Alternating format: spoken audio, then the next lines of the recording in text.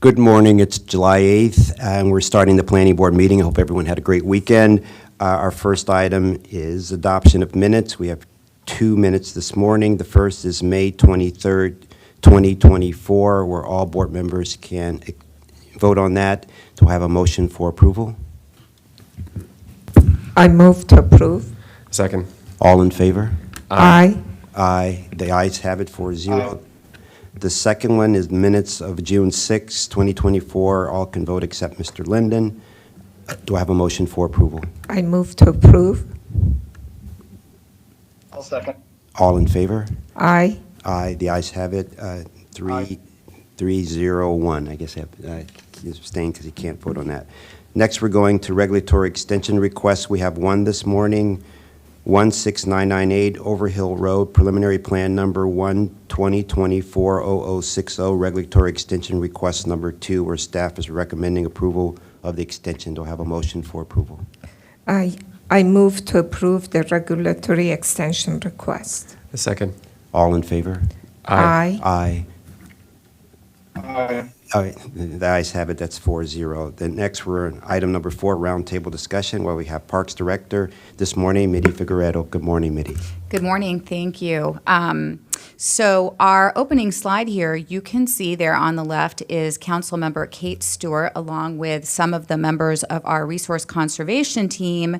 A while ago, when we were at Sligo Fest, we had staff out there doing some stream sampling, and Councilmember Stewart remarked on how she didn't realize that we had freshwater eels in Sligo Creek. So we invited her out to join us on one of our forays that we do as part of our participation in the Maryland Biological Stream Survey. And our staff go out there, and sometimes volunteers like Councilmember Stewart join them, and they put on backpacks with wands, and they send a current of electricity into the stream that temporarily stuns some of the living creatures in there, and then they're able to scoop them up and count them, and all of this data goes into the state's stream survey. And it's also, frankly, kind of a lot of fun and really interesting to see what is living in our stream, and I think that Councilmember Stewart enjoyed the experience, and we want to thank her for helping us out.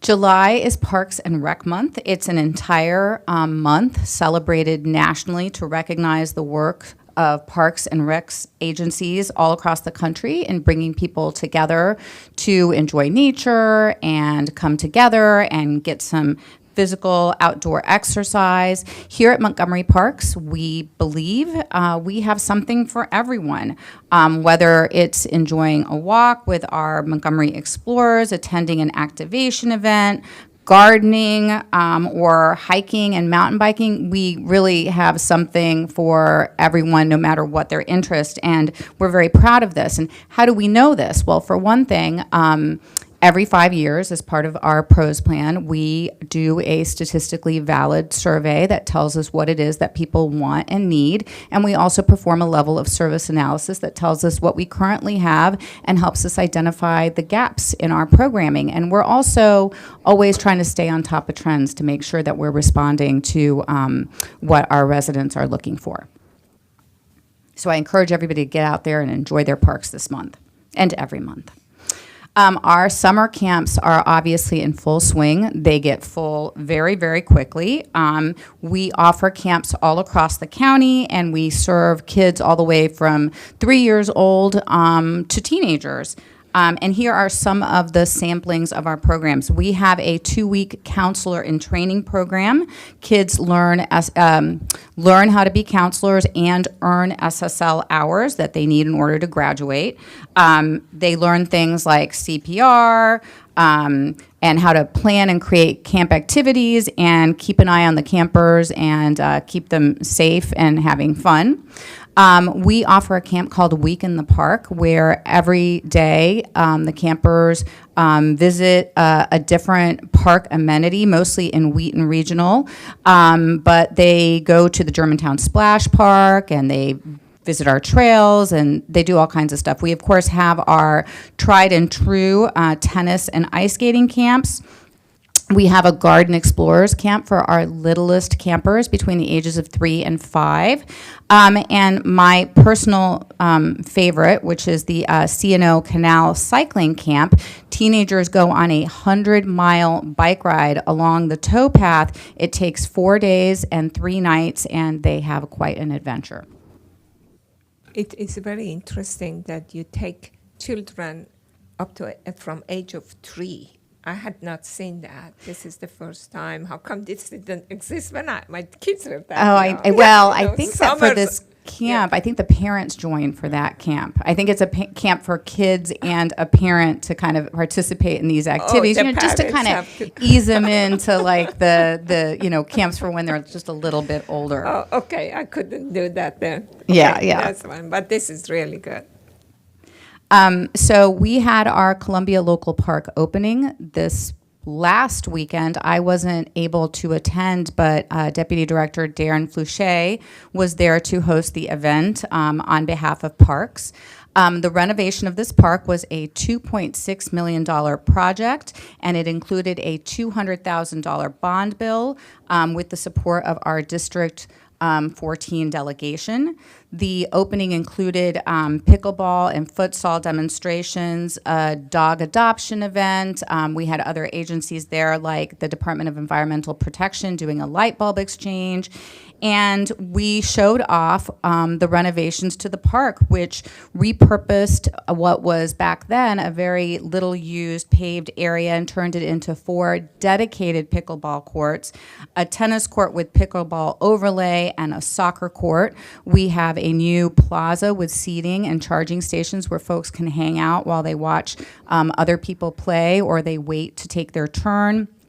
We have a new ADA accessible parking lot, a water fountain with a bottle filler, a dog bowl. We've got a renovated picnic shelter with tables and a grill, and some new connections, walkway connections to the adjacent neighborhood. So we're very excited about delivering this new park renovation in that neighborhood.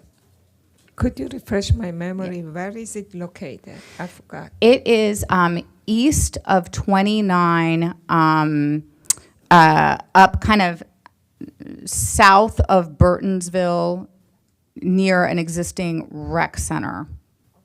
I think near the Praisner Rec Center. Thank you.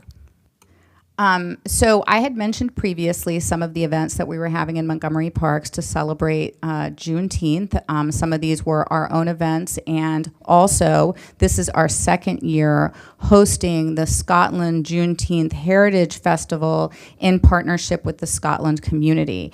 And about 6,000 people, we estimate, attended this event. It has really taken off after only 2 years. It's a big effort. It requires a lot of staff support and coordination behind the scenes, and the community puts a lot of work into it. This year, the week kicked off with fireworks. There was a parade. There were rides on Juneteenth. And we think people had a great time, and it's a great event. We anticipate we will keep doing this event annually with the community, and we look forward to working with the organizers to make sure it continues to be successful. And our last slide here, last Monday, we hosted our annual intern welcome event and lunch here at Wheaton headquarters. Interns and their supervisors from the Parks and Planning Departments and the Commissioner's Office came together to share experiences and network. And Rachel Solomon, who manages the internship program for Montgomery Parks, put together a bunch of interactive activities and planned a very nice lunch. I was joined by a couple of other park and planning colleagues to talk to the interns a little bit about our career journeys and impart, any lessons or wisdom that we had acquired along the way. Shuchi Vera, who is the Division Chief for Management Service and Parks, spoke, as did Jesus Beck, who is our Adequate Public Facilities Planner at Montgomery Planning. And it was interesting because we did not share notes before we spoke, but all three of us, the common thread was that none of us had anticipated precisely where we would end up in our careers. And so sharing some of that journey with the interns and imparting to them a little bit of a willingness to be open to new experiences and flexible in moving through their career, I think they were, I think it was good for them to hear, and overall a very positive event. And that's all I have. Thank you. Thank you very much. It's so great to hear about all the festivities in the parks and the new park opening, Columbia Park, and then having so many interns where they loved. I was attended that one, and they loved seeing their faces. They were so excited not only to be in community with other people, but also to be able to have a summer job and to learn about other careers out there. So thank you so much for that. Thank you. Any other? Well, thank you so much. And then now we'll just take a 2-minute break, and we'll start with our next items. They're all ZTA, 3 proposed ZTAs. Thank you.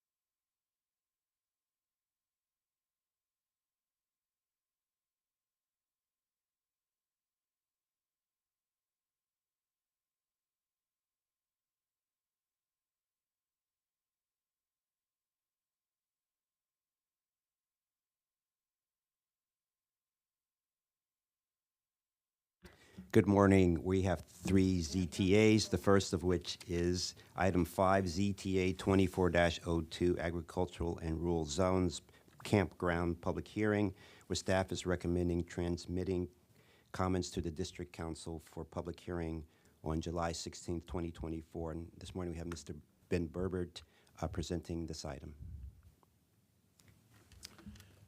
Thank you for that introduction. For the record, Ben Berbert with Countywide Planning and Policy. And as the chairman stated, this is ZTA 2402. Staff is recommending the planning board transmit comments supporting ZTA 2402 with some recommended changes. This ZTA would allow for limited overnight accommodations on farm properties by specifically allowing the use of campground into the AR and RC zones. This was introduced on June 11th, 2024. And as stated before, there is a council public hearing that is scheduled for July 16th. There's some background to this ZTA. It was partly in response to a ZTA that we discussed about 7 or 8 months ago now. That was ZTA 2309. That one was titled Incidental Outdoor Stays. And if you remember, that was going to allow overnight accommodations on farm properties. Was a little bit more geared towards creating a new use in farming to allow for the outdoor stays. There was a lot of community concern and pushback. Council members went and had some meetings with the community, farm community, and came back with sort of new legislation that is before us now, in part because we couldn't modify 2309 to get to camping because we didn't introduce it as a camping ZTA. So that's sort of how we got here before. Roughly what this ZTA would require is it would allow campground on AR and RC zone properties if the property is already used for farming, if there's a minimum of 25 acres of property. It would cap at 10% or 5 acres, whichever is smaller, the maximum amount of the property that could be used for the campground use. It would require 100-foot setbacks from adjacent properties. On properties that are 25 to 100 acres, it would cap at 5 campsites. And for properties over 100 acres, could have up to 10 campsites, although a maximum of 5 of them for recreational vehicles. It talks about removable structures and would limit removable structures at 200 square feet. It would not allow for any HVAC, kitchen, or sanitation facilities in these same structures as sleeping quarters, except for RVs, because obviously that's all integrated. And it has a maximum of 2 consecutive nights that a individual could stay. Just some quick reference of where we're really discussing here.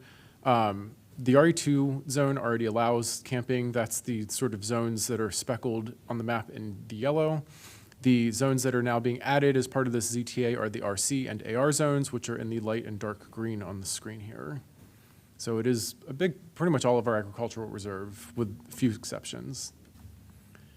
There's another section within the ZTA legislation that is not actually zoning text, but is sort of importance, and it is a reporting section. And it requires that the planning department, no later than December 31st of 2026, do a report that needs to be done in coordination with the Office of Agriculture and Office of Zoning and Administrative Hearings, discussing how many applications for campground have been applied for and how many have been approved, wanting to know how many inspections of any kind were done by any department and including the results of those inspections. And the report should cover any operational impacts on lessee or tenant farmers, on food production, and any other data points planning finds useful. Can I ask a question? Who takes those applications? The application goes to who? So they're conditional use, so OZA, Office of Zoning and Administrative Hearings, is the holder of them. We would do our normal conditional use review of them. So they go straight and put application with the hearing office? Yes, they would be applying for a new use and for a campground, and it would go to the hearing examiner's office. So they would keep track of those applications. Basically, we are asking them to keep track of those applications. Correct. Okay. So as I alluded to before, this is, in staff's opinion, a large improvement over ZTA 2309, but we do have some recommendations still that we would like to discuss with the board and recommend to the council if the board agrees. One more question. Do they have to go to DPS? It's an interesting question. I don't know.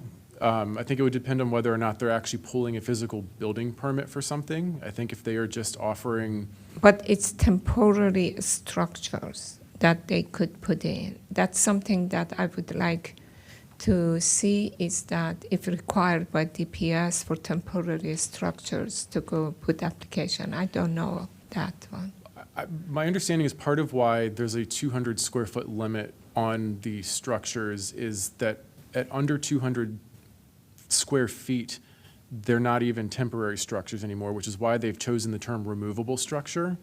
And that's something that, you know, I think we need to discuss as part of this, is there is no definition of removable structure. The envision was it would be like kind of like more permanent tents that like the actual landowner might set up, and you would just rent the tent already set up, or a yurt or some other. They were even envisioning like a potential under 200 square foot cabin that could be moved with like a forklift and sort of lifted off site at the end of the season. So my understanding is this was all deliberately done so that it wouldn't be a structure that needs a permit and would keep DPS out of it. But that is a question that's been asked and is, my understanding, will be a subject of conversation at the PHP committee once this gets past its public hearing. Okay, so we just leave it to the landowner to decide about the safety of those temporary structures? Because they're going to put tent or they're going to put some cabin or something. I just don't know how that one works. So maybe we can put a comment, you know, we'll just note it, and then maybe, you know, we could say in our letter that there was some discussion about what requires permit, what doesn't require permit, I guess. So I'm just saying, we'll keep going now, but I mean, we'll have all these, some questions here, okay? I think, you know, let's go through it all, and then if the board has a recommendation in that regard, then we can include that, or we could just include it as a summary of the comments that the board discussed. The first sort of set of recommendations that I think planning staff want to highlight, there's sort of two separate standards that are based on property size. One of them is the standard of how big a property, or how big of the site or property can be used for camping, you know, which is provision 3, that no more than 10% of the property or 5 acres, whichever is smaller, can be used for a campground. But then a couple provisions down, there's another recommendation based on property size, and that's how many tents or recreational vehicles or removable structures are allowed. And at 25 to 100 acres, you can have the 5 sites, and at over 100 acres, you can have 10. And I think the thing that staff just sort of finds a little confusing and thinks there's a way to streamline this here is that basically that first recommendation at 50 acres is your pivot point, where 10% of your property is now what you would go with. 5 acres is sort of the limitation. And so it sets up that from 50 to 100 acres, everybody's going to be using, you know, 5 acres as their maximum site, but they have the lesser number of tent sites that are allowed. It's at 100 acres that it pivots over to allowing more tent sites.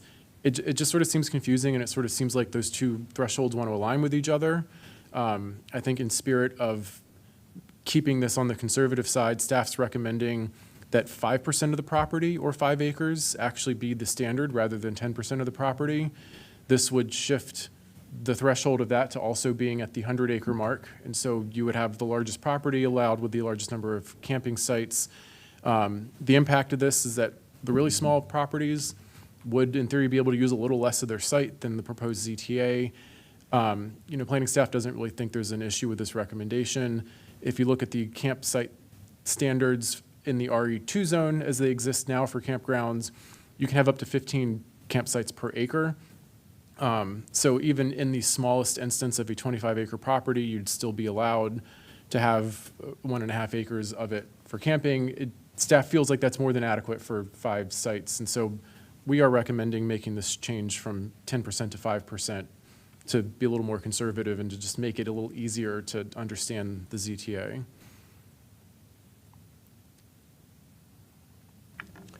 I have no problem with that. Any other questions, My comments? only question is that the owner of the ZTA, whoever that, you know, started the ZTA, are they okay with that?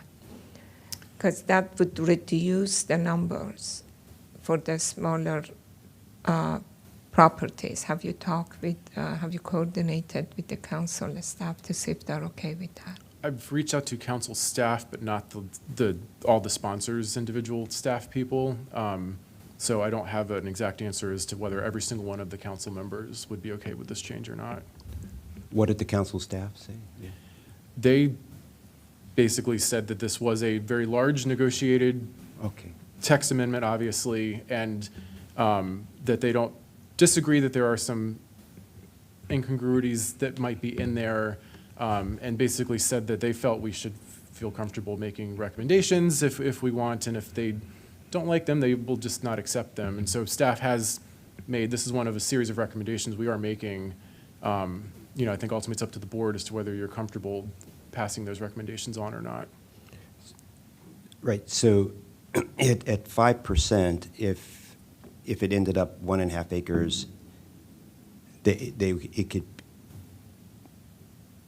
that's the largest they could have their area, their sentence on. They can't have 5 acres, even if it was less, correct? Correct. The effect would be for any property that's less than 100 acres, you would be using 5% as the maximum site area that you could use. Okay. So that means that if you have a property that is 50 acres, that they could use 5 acre before, now would be just 2.5 acre, correct? Correct, which for 5 campsites, I think staff finds is more than enough room to accommodate 5 campsites. That's why I think staff is okay making this recommended change, because as staff, we don't see why the space is needed, and since our focus is trying to reduce agricultural impacts to the greatest extent possible, this would encourage that more, and so that is the basis of our recommendation. Okay. So this approach is preferable as a way to encourage consistency as opposed to boosting the 50 to 100 acre threshold from 5 to 10 campsites? Yeah, that is, so when I talked with council staff about this, that was one thing. They said if we made a change, let's make it a conservative side, because they're concerned that if we had 50 acres allowed for 10 campsites, that would create more concern than sort of the other way around. So that is why we've taken the conservative approach to make these thresholds align. I think it Yeah, sounds Mr. okay to Hedrick, me. you have any questions or comments? Oh, no, none for me. I'm good. Okay. The next sort of standard that planning staff is offering a recommendation on has to do with the removable structures versus RVs. Once you do get to the provision where you're allowed up to 10 campsites, the ZTA limits that only 5 of them can be for recreational vehicles, but remain silent on the removable structures. And again, planning staff just sort of not understanding what the unique differences are between the two, other than there probably is a visual reason to not want to have more than 5 RVs. Just sort of thinks that removable structures should also be limited. What is a removal structure? Is that a tent? It is undefined, and then again, that is something that has already been flagged by DPS and council staff that we'll need to figure out at the PHP committee. But the presumption was it's a tent or a very tiny structure that's on a chassis or some other non-permanent, non-fixed to the ground situation, so that it would not actually qualify by definition as a structure. So it's something that it would be removed after two nights of a stay? No, the Or idea is there with, going to be stay in place? the idea with the removable structure is it would be permanent, but could be removed at any time if necessary. It wouldn't be tied down like with a foundation, but it would be probably erected at the beginning of the season and left up all season for various guests to be able to stay in. So you'd be able to, rent a pre-assembled up to 200 square foot sort of tent or a very small cabin. But the idea is it would not actually be a structure by definition of code. So would this mean if you had 10 removable structures and 10 RV vehicles, you couldn't have any tents in a 10-site campground? Well, right, so the maximum number of campsites would be 10. There's currently no prohibition on the amount of removable structures. And so in theory, they could cover all 10 with a removable structure, and you would allow no tents or RVs. You could do all 10 as campsites and not do RVs or removable structures. The only provision that the code put in was to say that you can only have up to 5 RVs. You couldn't do all 10 as an RV. And again, it struck staff as odd, and the only thing we could come up with as to why this was even a limitation was sort of a visual compatibility discussion, and that's why we also think that then removable structures should be treated the same way. Okay. Again, if this is just too confusing, I think staff's willing to not pursue this recommendation. We just thought it would make for a slightly stronger Well, ZTA. it is confusing for me because I have no clue what is a removable structure. If it is a cabin we are talking about, it's going to be a removable structure, and removable structure does not include a tent. But it could be a cabin that is movable, or it could be a trailer. Is it a trailer? Because removable structure could be a trailer also. Yes to all of that. It is an undefined term. That's why that they have to define it. If we want to include something in here, we have to define what a removable structure, or provide some examples of it, that what it includes. Could I offer a recommendation here? Maybe because removable structure is not defined, what the board could recommend is that a definition for it be made. Yes. And then depending on that on that definition, consider also capping the number of removable Exactly. structures, but not necessarily recommending it at 5 right now, because if it's something that's like not that. obtrusive in any way, like an RV, then maybe we're fine with 10 of them. But if they define it in a particular way, they may want to. Yep, I agree. Limit. My concern initially, if it looks like an RV, the size, the massing of an RV, then it should be limited, to 5. So I like that. So yeah, let's move forward with that. Are you okay with that, Mr. Hedrick? Yeah, that works for me. Okay. Sounds good. You're good with it. Okay.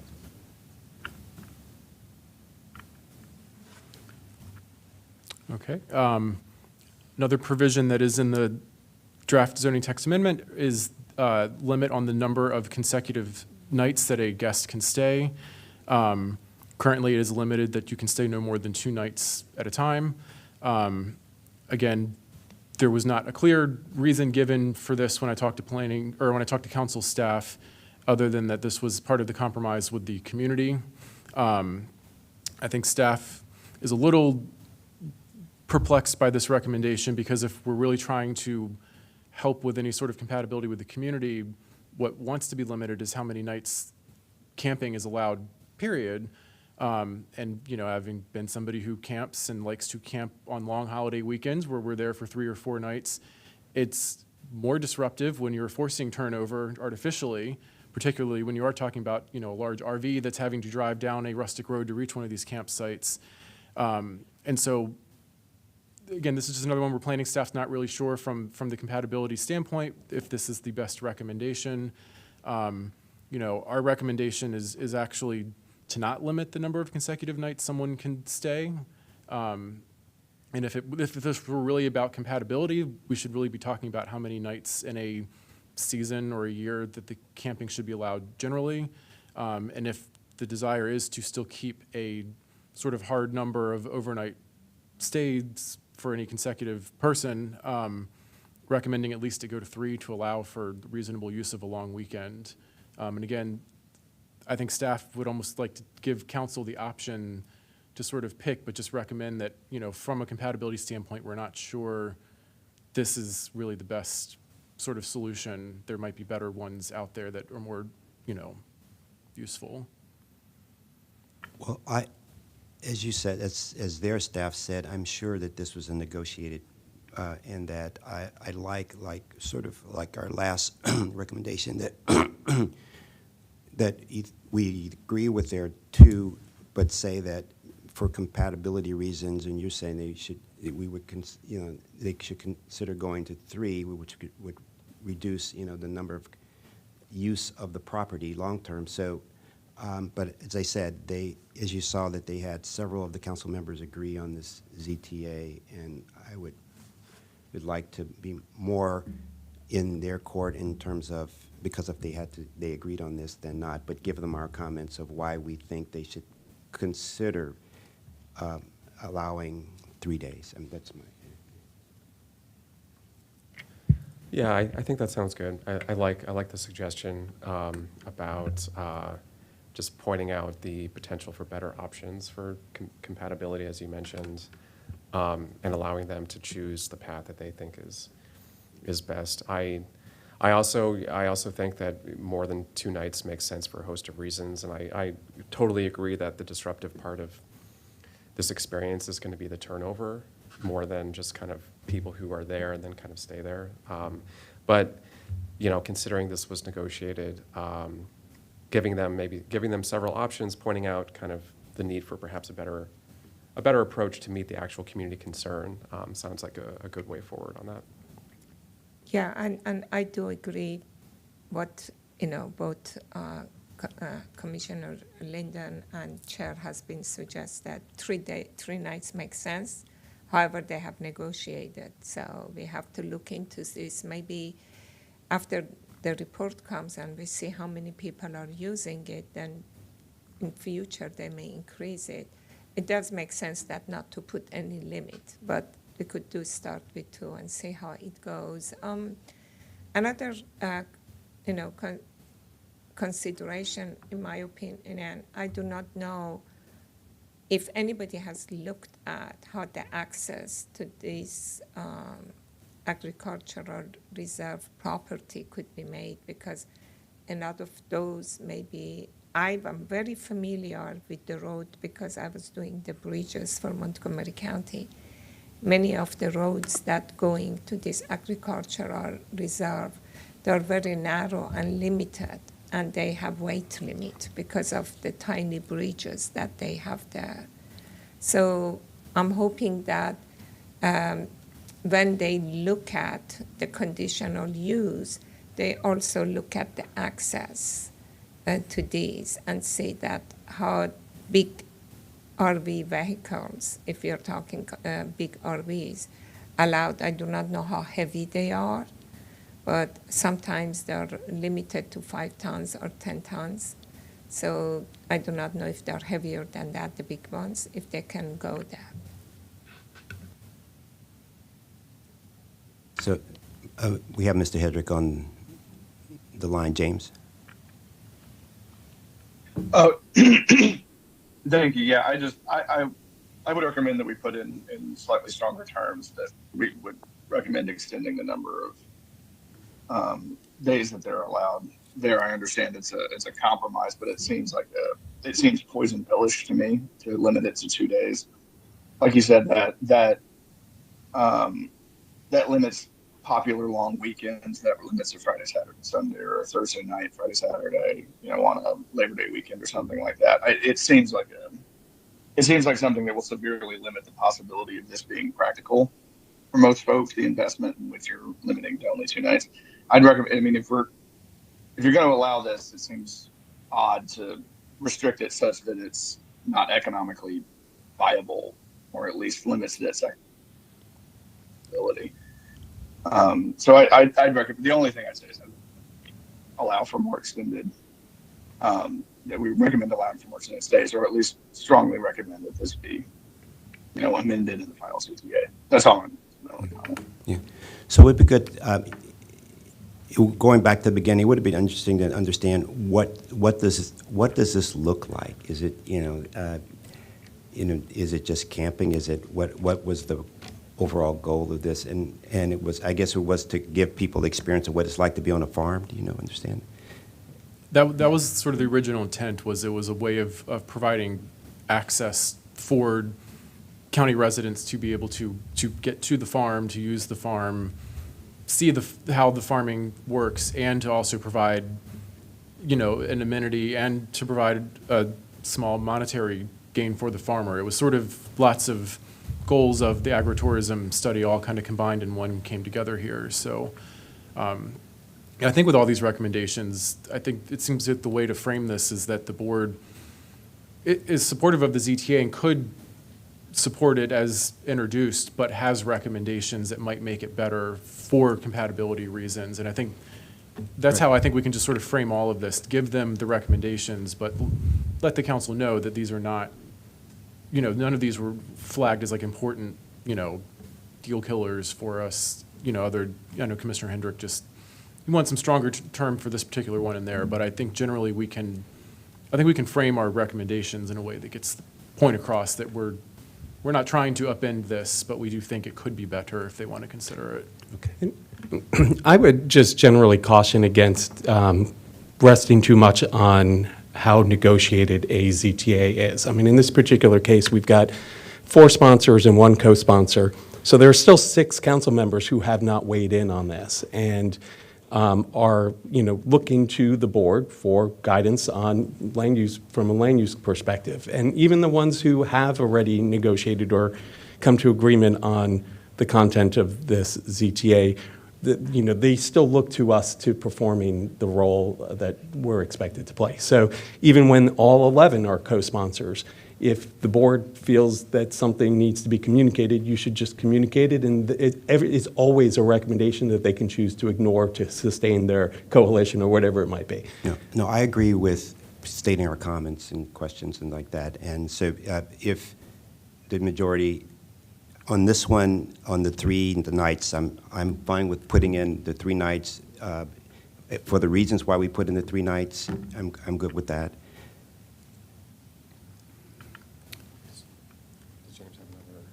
Yeah, I agree with Jason. I think we provide our best estimate and let them figure out where the chips fall. So If we can just make recommendation, then I would include that. I propose that we include the language that you have proposed, that either not to put any limits, or if that is not a possibility, then start at least with 3 nights. I like that language because it really makes sense. And it's not going to really increase. People are not going to stay there for a long time because there is no kitchen, there is no other facility, there is nothing that it is there. But I wouldn't agree RV with may no stay. limits. Yeah. I would go with the 3 they have. I wouldn't say no limits because I really feel that there was this really big push between the agricultural and the people that wanted these tented areas or whatever overnight stays. So I'm fine with the 3 nights, but not to have it unlimited. Yeah, 3 nights, that sounds good to me as well. But if we're going to provide the specific recommendations, I think maybe we just focus specifically on the 3 nights and not also kind of provide the other option of like limiting kind of total nights based on seasonality or something like that. And I think, and I don't think we would provide either or, considering that we're kind of moving in this direction. But I think that the preferable approach here, if we did take a stance, would be unlimited, but 3 nights as a starting point. I think that sounds fine. And I don't think it's as preferable to limit kind of year round because, a lot of people have different, recreational preferences, and it just creates kind of hard limits on people's ability to enjoy this space if they want to get out there in different times of year. So 3 nights, 3 nights sounds good to me as a starting point. likewise. Is there some consensus on? That's fine. That's fine. I go with 3 nights if everybody wants. The whole idea is that if the owners are going to spend some of their money to put those removable structures, we want to maximize their profit. That's something that we are trying to help the ag reserve communities. Yeah. Yeah. along with what Mitra said, I understand there's a compromise, and I understand that, like, I'm fine with the recommendation for 3 days if that's a consensus. But I mean, if the point is to encourage agritourism, the point should be to encourage agritourism, right? Like, and that's, minimizing the amount that we're limiting them before they even get started. So I think generally speaking, that's where it should go. But I'm fine with 3 to begin with. Yep. And as we saw, there's going to be reporting. This is one where once they get going, they can look and see how it's going, and they can always come back with a ZTA to extend more nights, I think. All right. The next recommendation, actually as a result of the climate assessment, which I will discuss later, but I'm going to just cover recommendations first, is to add a new standard that would not allow any permanent, temporary, or removable structures within stream buffers, floodplains, or forested land. We just sort of felt it was sort of important to make sure, because some of these, depending on how the property is currently set up, may not actually trigger forest conservation or some of these other environmental reviews. So we just want to make sure that everybody just sort of stays out of the most sensitive features. And this would actually help lessen some of the identified negative impacts from that climate assessment if we adopted this recommendation.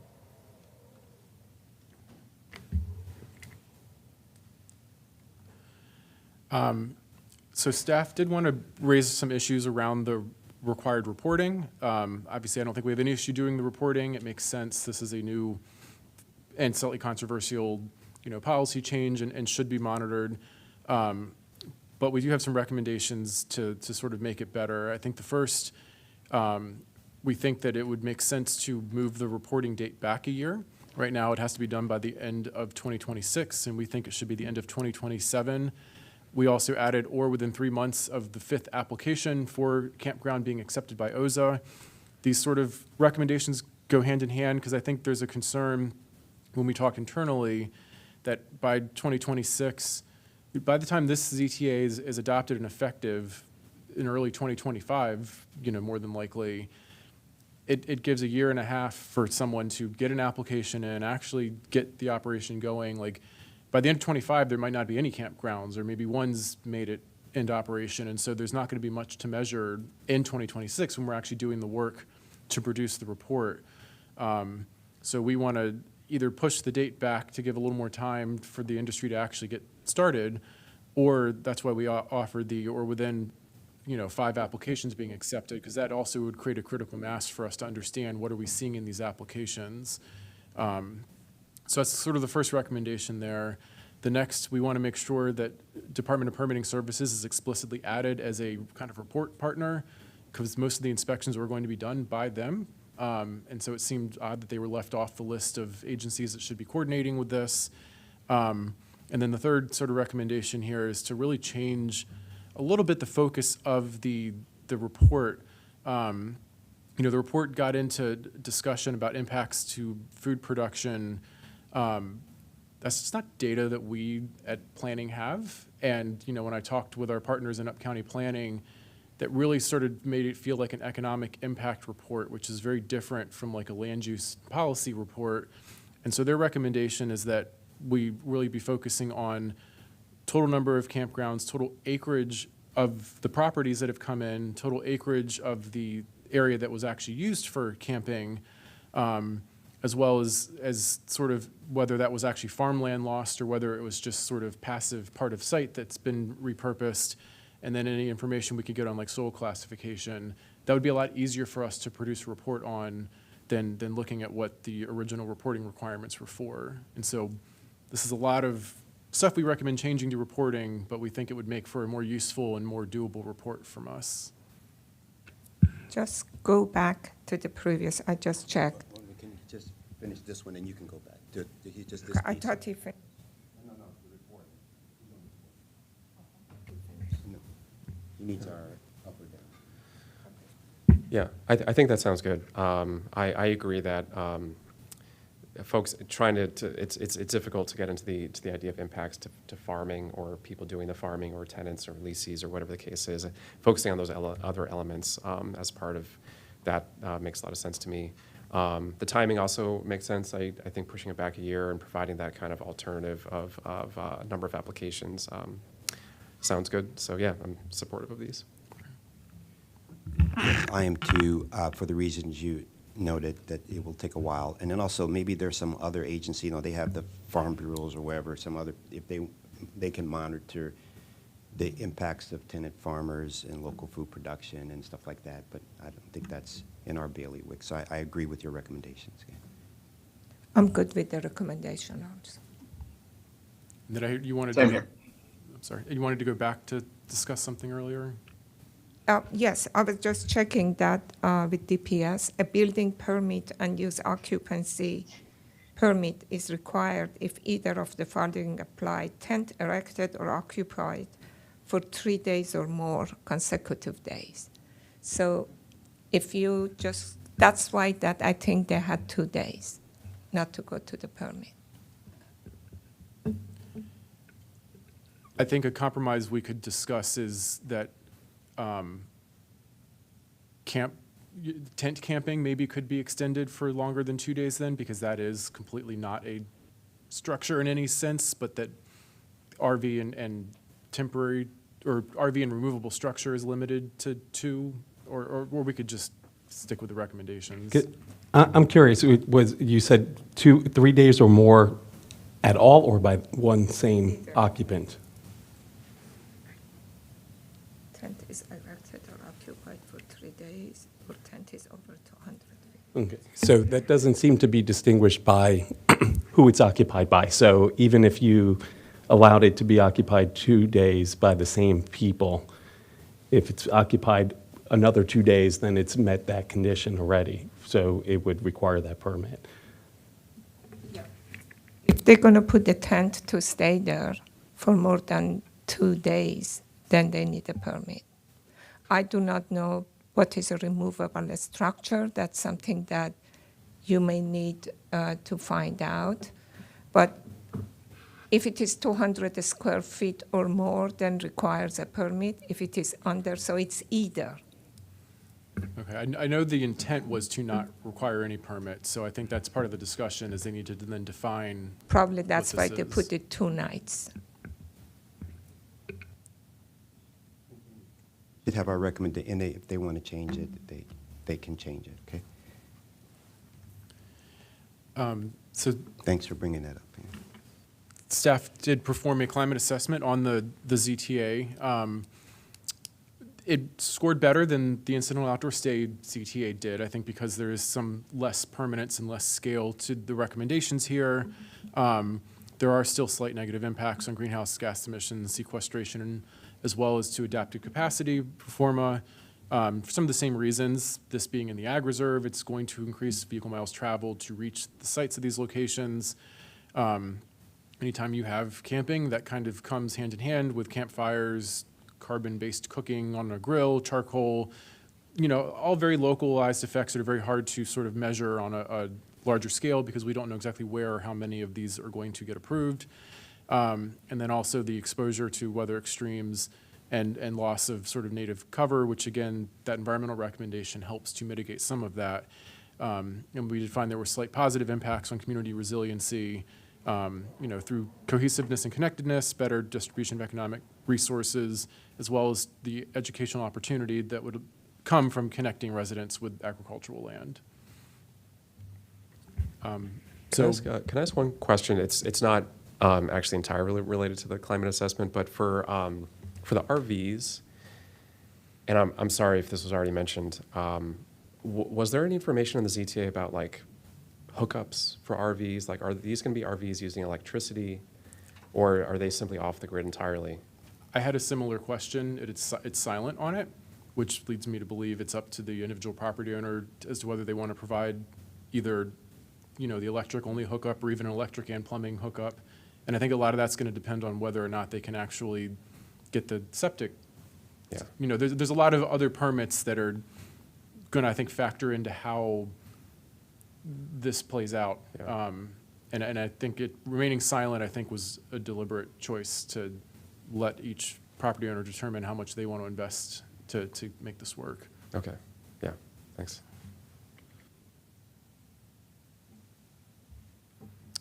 All right, so with that, staff is again recommending that the planning board send recommendations to the council supporting the ZTA. I'll just say with the recommendations as we've discussed them at the hearing today. Great. So do you have a list of any changes we've made, or so just a recap of, I don't, So we are going to recommend, actually, we're going to recommend the council define removable structure. Once the definition of removable structure is determined, there may or may not be a need to limit how many of those can be on a property. I think it sounds like we're still going to recommend the 3 nights, because I think really the defining removable structures also could resolve the 2-night issue from a permitting standpoint. And then otherwise, the recommendations that were in the presentation. great. Thank you for your presentation. I don't think we have any testimony on this, public testimony. So do I have a motion to approve staff's recommendation to transmit a memo to the district council supporting ZTA 2402 with recommendations, including the climate assessment as amended by Mr. Berber? I move to approve the motion for the recommendation as we discussed and revised. Second. All in favor? Aye. Aye. Aye. Aye. All right, the ayes have it, 4-0. Thank you for that testimony, and are you ready to move right into the next one? Yeah. Okay, so, which is ZTA number 2403, Great Seneca Life Sciences Overlay Zone, where staff is recommending transmitting comments to the District Council for a public hearing on July 16, 2024. Welcome again. Thank you. I think we're still in the same record, but I'll still say Ben Berbert for Countywide Planning and Policy, presenting ZTA 2403. Planning Board will remember this ZTA. We just brought it before you a few weeks ago asking for its introduction. Since it's now been introduced, we have the code obligation to actually review the ZTA. So we are recommending the board support this one as it was introduced. And again, this is sort of part of the implementation process of the Great Seneca Plan Connecting Life and Science. So right, as a reminder, we met on April 25th to approve transmitting this draft ZTA to the council. They since introduced it May 23rd. Other than some very minor technical formatting, there are no changes in this ZTA from what the planning board saw. And there is a council public hearing scheduled for July 16th. So I am going to sort of run through this quickly because it is a lot of the repeat that we've already seen, but just sort of keep the record clean for anyone who's sort of watching this and maybe wasn't involved before. I'm still going to give a quick overview of this. This is intended to help implement parts of the Great Seneca Plan by making necessary changes to the allowed land uses, densities, and procedures of development within the overlay zone covered area.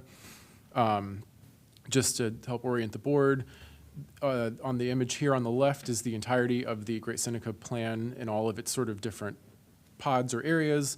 The area on the right is just a highlight of the Life Sciences Center within that plan, which is where the overlay zone would apply. Again, the purpose of this overlay zone is to help attract and retain the life science industry, incentivize the production of housing, achieve complete communities that meet a 15-minute, needs of people, as well as recommending, again, specific land use, density, building height, parking, and public benefit recommendations from the master plan. Some of the recommendations include standardizing land uses across all of the underlying zones, which includes ensuring that in all underlying zones that the use of life science and animal research facilities allowed, in all instances prohibiting single-unit living, retail establishments over 85,000 square feet, drive-through, self-storage facilities, and storage facilities, and ensuring that 2-unit living, townhouse living, surface parking for use allowed in the zone, and retail between 50 and 85,000 square feet can be approved, but only through a site plan. Again, some of the development standards, there's provisions that allow applicants to exceed their mapped building height so long as they do not exceed 200 feet total. And this was required because the LSC zone currently has a max building height of 150 feet. Some of the density requirements, this has a provision allowing up to 200% of map density to be approved on specific properties, so long as incentive density is in public benefits are being provided for all of that density above the mapped height.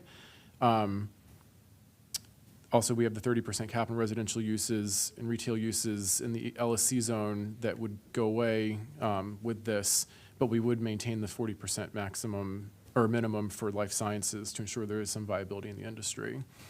Again, all development over 0.5 FAR would be considered optional method. That's not consistent across zones. This would make that consistent.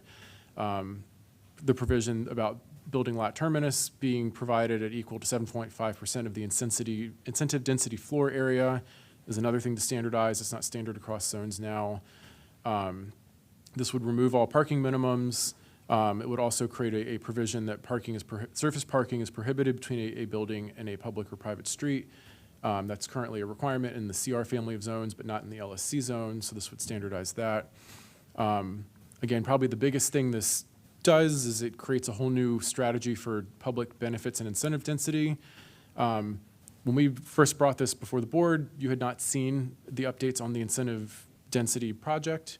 You've now seen those. And so at this point, staff's still not really recommending we change this overlay zone because this overlay zone will still get adopted long before that project that you've seen gets adopted. That also has not been to the council yet, so they haven't seen it and may make modifications to it.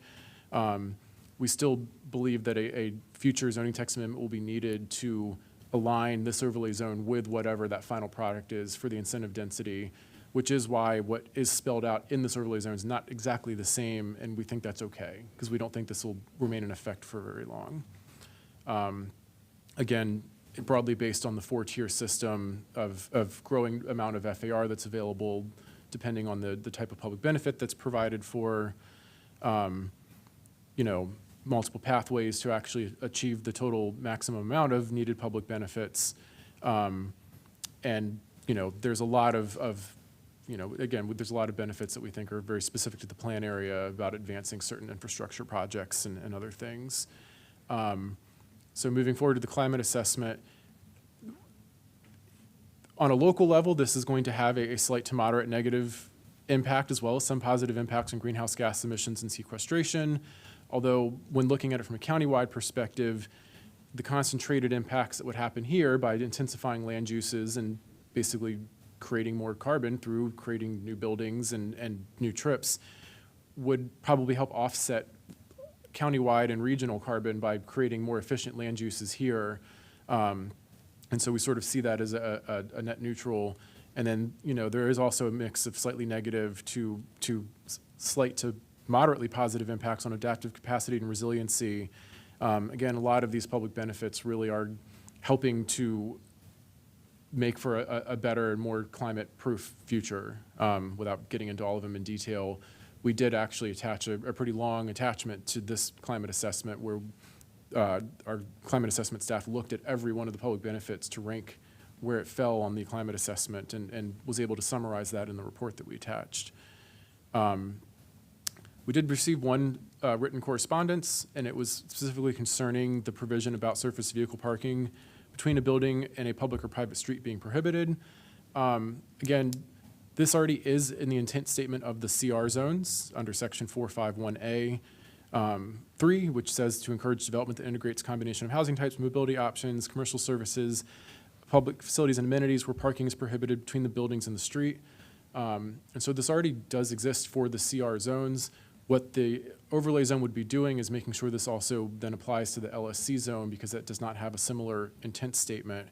And I think for that reason, while we understand that that particular applicant and their counsel is here today, and I'm sure we'll hear shortly from them, is seeking flexibility. It's staff's standpoint that this is really trying to just continue the theme of being consistent across requirements that already apply to some zones should apply to all of them in this area. And so we're not actively recommending adopting the changes, but I think, we'll have a discussion once they get a chance to speak on this issue. The reason behind this is for activation, that we don't want parking between the building and private, the road. Yeah. What is the reason behind it? It's substantially driven by the street activation and wanting to create an urban streetscape experience where, as a pedestrian who's walking or rolling or biking along a street, to have it against building facades or open space is a much more sort of pleasant and conducive environment than having it against a parking facility. And so that was sort of the reason it's in the intent of the CR selection of zones and why we want to extend it here, is we really are trying to get a more urban built form to this area than exists today. And this is sort of part of many recommendations to get us there. So a parking garage cannot be built, correct? So Or is structured that- parking would be allowed. Structured parking would be allowed. It's just surface parking that is not allowed. And this surface parking, does it include if it is just one row or it has to be big rows? So the way the code looks at it is anything that would be considered a parking facility should not be between the building and the street. Obviously, there needs to be an access to get to a parking lot, and so, ideally, the way it would be designed is the building would be along most of the street facade. You'd have your access road, but it should quickly go to so that at least behind that front building line would be the closest the parking could start, and we really would like to have it all behind the buildings if possible. Okay, thank you. So that concludes staff's presentation on this CTA. Again, we are recommending transmittal as introduced, but understanding there are people signed up to speak on this one. Thank you so much. We have two people signed up. The first is Francois Carrier, representing Guardian Realty, and the last is Rob Eisinger, individual. So, Good welcome, morning, Ms. Carrier. folks. Yeah, thank you. For the record, my name is Françoise Carrier. I'm a land use attorney with the firm of Bregman, Burbridge, Schwartz, and Gilday, here representing Guardian Realty. I totally appreciate the urban design goals that are behind the section that Mr. Burbridge was just discussing. There's a big difference between the language in the CR zone, which says encourage, and the language proposed for this overlay zone, which is absolute. It has no room for flexibility, no room for exceptions. And that's the reason we object. Could I ask that somebody put my letter up on the screen? Thank you. There's already language in the master plan that alludes to this. It's not as strict as the language in the overlay zone. So the overlay zone, remember, is zoning. It's a law. It's not a master plan, which you have to substantially comply with, but there's some room for flexibility in compliance with a master plan. There is no flexibility for this provision. So if you look, can you scroll up? Do I have control? No. Okay. Can you scroll up a little so they can see all of that picture? So on this image, you can see in red the property that Guardian owns. Outlined in blue is the master planned road that will be right next to this property. And in green, there's a strip of land that Guardian doesn't own, but it has the right to build on it through an easement. So that green strip may well be part of the development site when Guardian ultimately redevelops this site. And so it's currently got roads on two sides. And if it uses that green strip of land, it will have a road on a third side. And it's a small piece of land. So now if you could please scroll down to the next page where there's an excerpt with some red markings on it. Yeah, exactly. So this is the section in question. It's line number 6. Surface vehicle parking is prohibited between a building and a public or private street. It would mean that on this small site, Guardian has very few options. On a bigger site, you can locate buildings in such a way that you hide the parking. You put the parking behind buildings, or if you only have one street frontage, it's pretty easy. You can put the parking to the side or behind. It's very difficult on a site that has roads on 3 sides, which is what is likely to happen here. You just don't have a lot of flexibility. Also, it's because of the size of site and shape, I think it would be, I'm told, it would be challenging to wrap parking with the building around it. in a way that, where the cost would be justified by the market in this area. So it's just a real disincentive to redeveloping this parcel, and there may be others that are also affected, to have something this absolute. There's also a concern from a general regulatory interpretation standpoint. This language, it's in a section that's called development procedures. So that implies that it only is applicable to new development, but that's not what that sentence says. That sentence says surface vehicle parking is prohibited, which could make lots of places, lots of buildings non-conforming uses. So, and I know that's not the intent. So our first suggestion is to change the words "is prohibited" to "may not be approved," so that it's clear that it only applies to new development, that you're not trying to say that existing properties become non-conforming uses with all the limitations that attach to that, just because they were built according to, an older approach that allowed parking pretty much anywhere. Then, at the end of the sentence, we've recommended some language that is copied from the alternative compliance language that's already in the zoning code. That language allows the planning board to make exceptions for anything in section D6 of the code, which is, or 7 something. I think I've got the number wrong, but there's a section that has general development standards, and you can make exceptions to any of those if you make certain findings.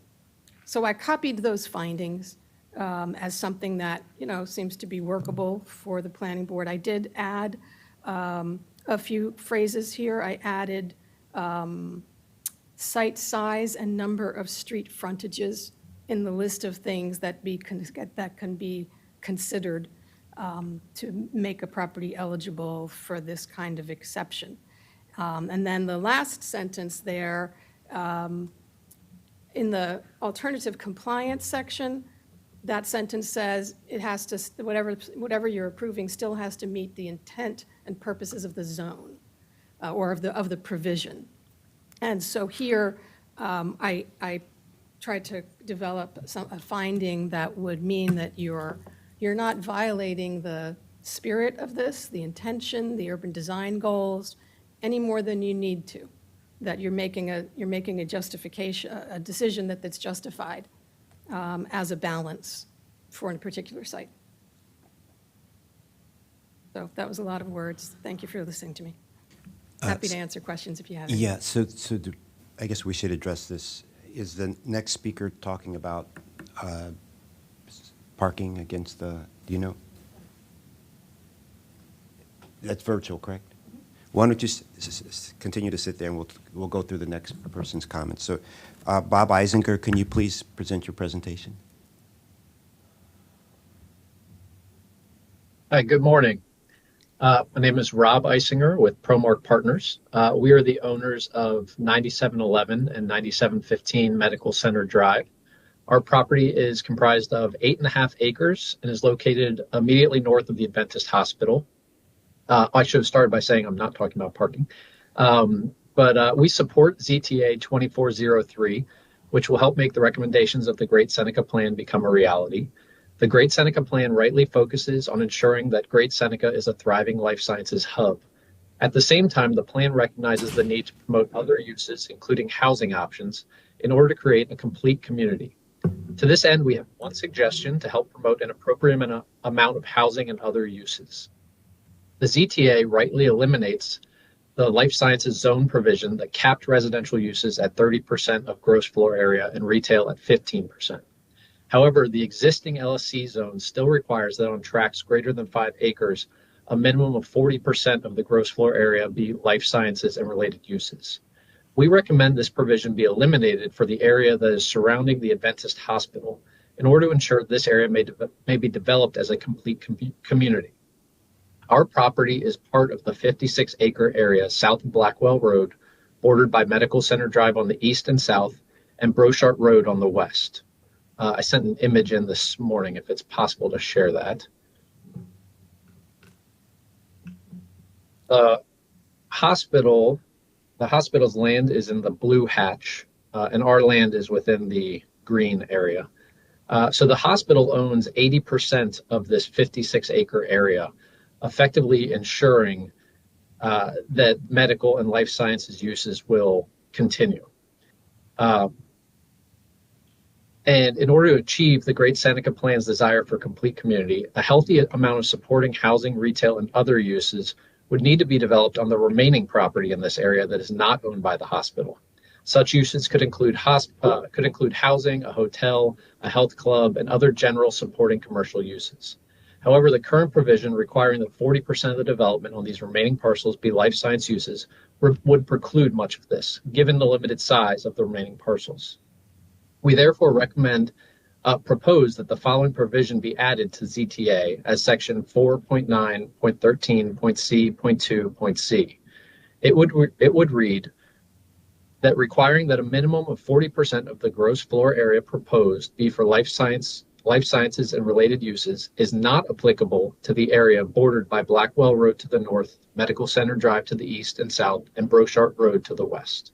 We appreciate the opportunity to share our recommendation with you and be happy to answer any questions. Thank you. Thank you so much. Why don't we stay on the line, please, and let's go back to the parking question. So I have just a couple questions here. So originally it was is my understanding that the intent of the CR zone was to encourage whatever, but in the overlay zone we're saying you must have. Is that what I'm?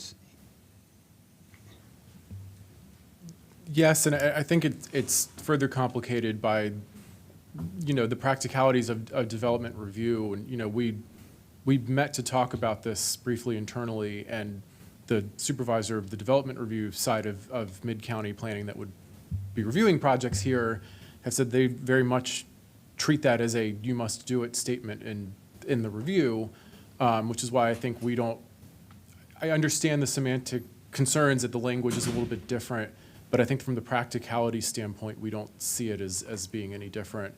And then also, and the planning team for the plans come up to the table because they're the ones probably that can better speak to the intent and vision of the recommendation than I can, so. Okay.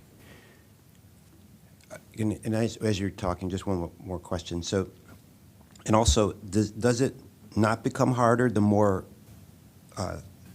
street frontages you have? For example, to put the parking, to separate the parking from not visible from the street. I mean, because there's some sites that have three or like they have they can either back up to I don't know a highway or bike up to whatever. But isn't the more sites you have, the harder it is to meet that requirement?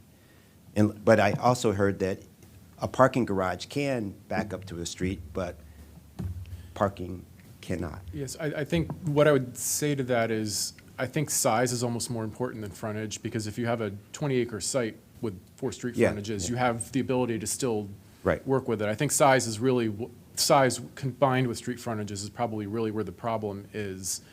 And yes, structured parking is allowed because the intent would be that it would be still somehow designed or activated with green walls. A lot of parking structures actually still have actual uses on the ground floor, and the parking starts on level 2. And so there's reasons why structured parking is being considered as allowed, because through a site plan we can design it to make it look and feel and act more like a building. There's limited things you can do to make surface parking not act or feel and look like surface parking. Okay, and one last question, then you can go. Staff can chime in. But how large is this site, and do you know how large the site is? And then have they, Attorney Francois, have they put together any sort of concept sketch to sort of show that it may or may not work or doesn't work or whatever? I'm having a hard time remembering truthfully the size of the site, so I hesitate to answer that. I should know that. Maybe it's in my letter. But frankly, maybe if not. it's a site is adjacent to 3 roads, that requirement makes the development of the land very difficult. Well, Sorry, Martin Hill for the record. I think that just really quickly zooming out of the intent of this, again, just to remind us, we have lots of sites that are similar size to the Guardian site that are in our more urban areas like Bethesda or Silver Spring. And the intent is to have a public realm, a built environment that is more urban, that is more friendly and conducive to the type of environment that we do see in our more urban areas in the county. So that's the intent of this recommendation this language within the CTA. Starting from there, it is possible to develop sites with this requirement. We do see it all the time in our development review process. I acknowledge that it probably does make it more difficult the more frontages that you have to have surface parking, but it does not make it more difficult to have the structured parking, which is available and, as Chair Harris acknowledged, can be placed along a street. It is just the surface parking that is limited. I think that this is something that, as Mr. Berber mentioned, staff met with internally to discuss, and Matt met with Matt Folden, who is the regulatory supervisor for the Mid-County team, to discuss if he saw unresolvable problems in the regulatory review process because of this language. And he, unfortunately, I do not have them on the tip of my tongue now, but he did give us examples of how they've worked with applicants who do have multiple frontages or have, various site constraints to, ensure that development can happen, and that, I wish I had the examples, but that, this is something that has come up in the regulatory process before.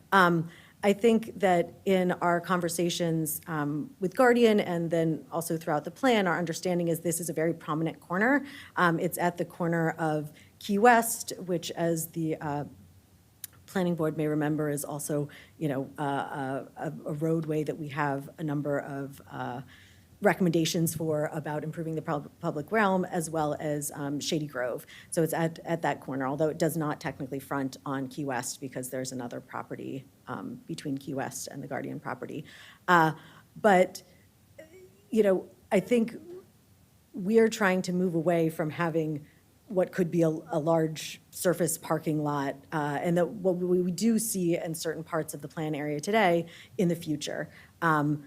So that was a very long-winded way of saying, I think that from planning staff's perspective, this is something that there are multiple options for how to move forward with a development like this. Guardian is the property that actually has the highest zoning capacity in the entire plan area as well, so that it could be developed more intensively than other properties. It has double the zoning capacity of most of the other properties in the entire plan area, so that could perhaps yield opportunity to do structured parking on the site as well. But the question is that, do you have any problem with the language that, Ms. Francois, the courier, is saying? That is just say may not, rather than prohibited, to allow the development to have flexibility that I totally support, to provide that rather than we dictate to them what to do, because that doesn't. Just to clarify, I think the language was meant to the may not, rather than was saying that it was so that existing surface parking could remain, but future surface parking could not. Right. I think what I just want to make Ms. sure. Carrier was proposing was language that would say that it may not be approved, so it doesn't prohibit it in its existing condition. I want to kind of clarify and just even put a more concise point on what Ms. Hill was saying here. What you're looking at on the screen here, this point 3, this is from the intent statement of the CR zones. And while it says that the intent of the zone is to encourage this type, it does say where parking is prohibited. between building and the street. And so we have been applying that standard throughout the CR zone already. And for the board to kind of come up with the view that it shouldn't be prohibited in conditions where a whole bunch of things exist, kind of is sending a message to the community and to staff that we shouldn't be doing what we've been doing all along, which is prohibiting that in the CR zone. What we're looking to do through this is in the LSC, the Life Sciences Center area, applying this also to the LSC zone through this overlay zone. The other thing I want to point out is that we're in an odd situation right now where what we're doing is providing comments on a ZTA that implements a part of a plan that has not yet been adopted. And that's because the council wants that ZTA to go through at the same time as the plan. The plan right now has language that says, a recommendation to consolidate parking facilities in garages that are not visible from pedestrian areas, preferably lined with building uses or screened when visible from streets and public open spaces. And this is part of the language that the PHP committee has already approved and moved on to the full council. So this is just what we have in the ZTA here is basically an implementation of that. May I add something? A couple of things. First, the language that Mr. Sartori just read from the plan, if you think about it, it's stricter in some ways than this. It doesn't allow a parking garage up against the street. It recommends that parking has to be screened. So it's not just that you could have a parking garage on the street. There's a little room for that because it's a master plan recommendation and not a law. But there certainly would be a lot of pressure on Guardian from staff to fully implement what they see in the master plan, which says you can't have a visible garage. So, and then it goes further in the overlay zone by completely prohibiting surface parking. And I appreciate that staff, they do often work really hard to make projects work, right? They work with intent statements, anything where there is some room for interpretation. There is no flexibility in this overlay zone line. So the staff can't inject flexibility there. They just wouldn't be able to. It may not be approved, as you use my language, or is prohibited in the current language. And I'm sure if you ask your legal counsel, he'll tell you there's a significant difference between what's in the overlay zone and what's in the master plan. So I think there was another point, but too many points to keep them all straight. Can I just make one quick comment on that, and then love to hear more from staff. I think I'm having just a difficult time understanding what's uniquely difficult about this site. If you look immediately to the west, there's 2 apartment complexes that have structured parking. They're constrained on 3 and 4 sides, respectively. We just heard that this site has the highest density potential of any site, or almost any site in the area. Surface parking actually seems to limit that density potential, because unless you want to propose limited or almost no parking, how are you going to meet the minimum parking requirements associated with that? I don't, to basically just echo what I think staff has and Director Sartori has said, I don't think I'm understanding exactly what's unique and difficult about this site. And for the sake of consistency and as Maren said, Ms. Hill said, Key West is a road where we're proposing to have a lot of streetscape changes. This site doesn't directly front right now Key West, but if you consolidate to add the additional parcels you mentioned, it would. There's all sorts of compelling reasons to kind of protect and preserve and activate the public realm as part of this area. And again, I don't think I'm understanding sort of what's the difficulty in redeveloping the site, considering what we see right next door. They seem to sort of be able to manage with the market conditions and have structured parking associated with that to a fair amount of density.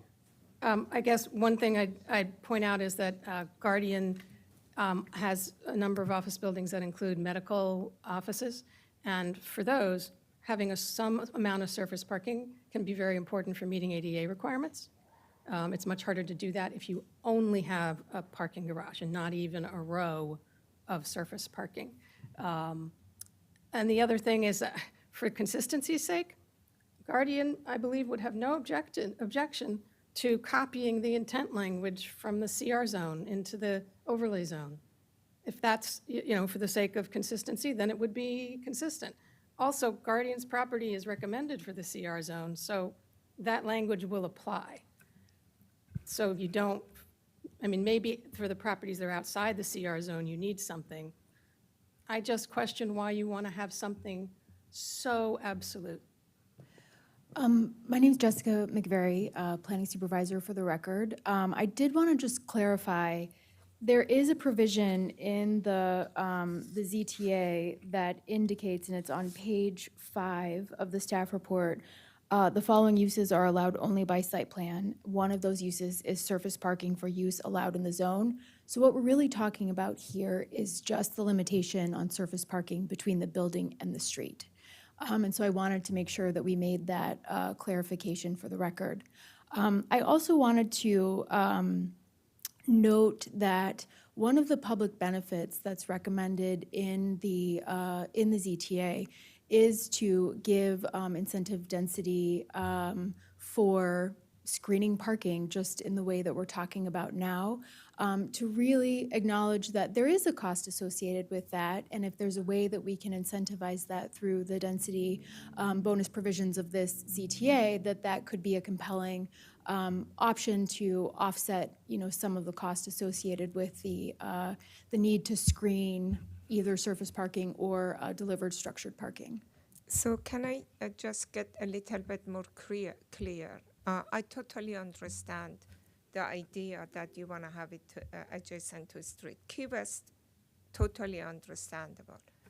But if you have a property that has 3 sides to the road, and some of the other roads, they are not really important in the sake of creating that adjacency to the street, why don't we allow them to have a row parking or something, maybe for whatever need they have, maybe just an access road, okay? Or maybe just a very small road that connecting, and it's not in any way important in the sake of creating the vision that we have. Maybe we have to allow for those kind of roads. It's just an access road, or is it just a small road that is connecting to a street? Why should we bother about that? Why does it matter?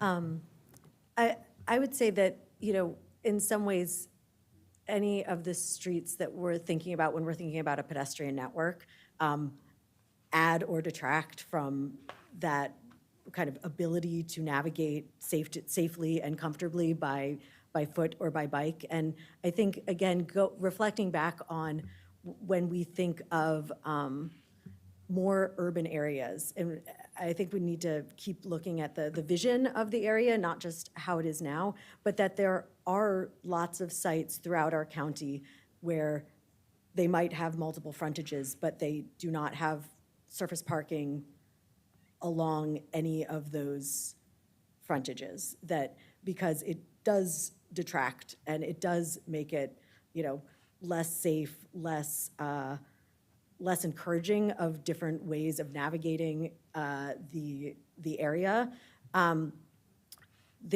We acknowledge, or in this plan, we view multiple sites in this area as opportunity sites that are likely to redevelop. So, Research Boulevard is another roadway that the Guardian property fronts. It is a connection to Crown High School and possibly, as the plan envisions it, a roadway that will front future residential development and could be a, major, or not major, but a way for people to navigate and move around by foot or by bike to important destinations, including vulnerable users like high school students, families who live in these apartments. So I guess it's difficult to determine, what is a street that is not valuable in that way. So what about this? if there is a property, tree site and the size of property, the whole point is that if we have a vision and we make it very difficult to develop, they're not going to develop it. So we need to make sure that we provide some flexibility. If there is a property that is on three sides and then is a small property and they cannot do parking on each side, it makes it very difficult to develop, and it may not develop at all. Something just that, and then we'll have Mr. Hedrick comment if he wants. So I pulled up the site, and on Google Maps, the sites adjacent to it do have structured parking that is covered. I think the goal of the intent is to have a walkable, friendly environment. This site, as you said, has one of the highest densities. It does, it depends if can they build high rise there or not. But is it true that this site, like all those, would have to have a 40% minimum? That site does not have. This site does not, because the underlying zone is CR. Okay, great. So I'm moving toward I am on your vision of this should be there's options to have structured parking that is covered in here, even if, especially, does it have to be all floors covered or just the first 2 floors, and you could be screened on the upper floors or whatever? But it looks like the site is large enough for that, given what the other 2 sites did here. But your point, Francois Carrier, that you want also to make sure your site is grandfathered. I mean, I'm sure that there's nothing wrong with grandfathering existing sites, right? Or so they're not non-conforming, or is that a big deal? To me, it's just sort of a given that anything that's Okay. there is allowed to maintain. I think the issue would be if there was normally you run into the issue like, well, what happens if the building burns down, but it's a parking lot? So Right. I don't think the clarification language is necessary. I think if we wanted to, I would actually make it even shorter and just say new surface vehicle parking. It's an even shorter way of getting the same idea across, that we're Right. not penalizing existing surface parking. But I don't even know if that's necessary, but I think if it makes the board more comfortable, we could just add the word new in front of it. I just asked, have we ever in the past did that, in order to I know sometimes we change to make them conforming, whatever. But Mr. Hedrick, why don't you, your comments, and then we'll wrap this up, okay? I'll make it quick. My apologies. I've got connectivity issues in the path of the hurricane today. I support maintaining the structured parking requirement throughout the LS season. I'm sorry, I didn't hear your comment. You have to say it louder, Mr. Sorry, my apologies. I'm trying to get networking to work in the path of hurricane. As I said, I support maintaining the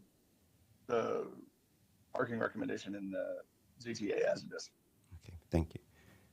All right, do you have any other questions or comments? All right, so the board, this is at least. Mr. Chair? Yeah. Just a few things, if I may. Matthew Middleton, Office of the General Counsel. I'm not going to comment on the merits of the policy. Lawyers don't set policy. There's a reason for that. Just a few things, what Ms. Carrier has said about the difference in the language in the plan versus in the code itself is absolutely correct.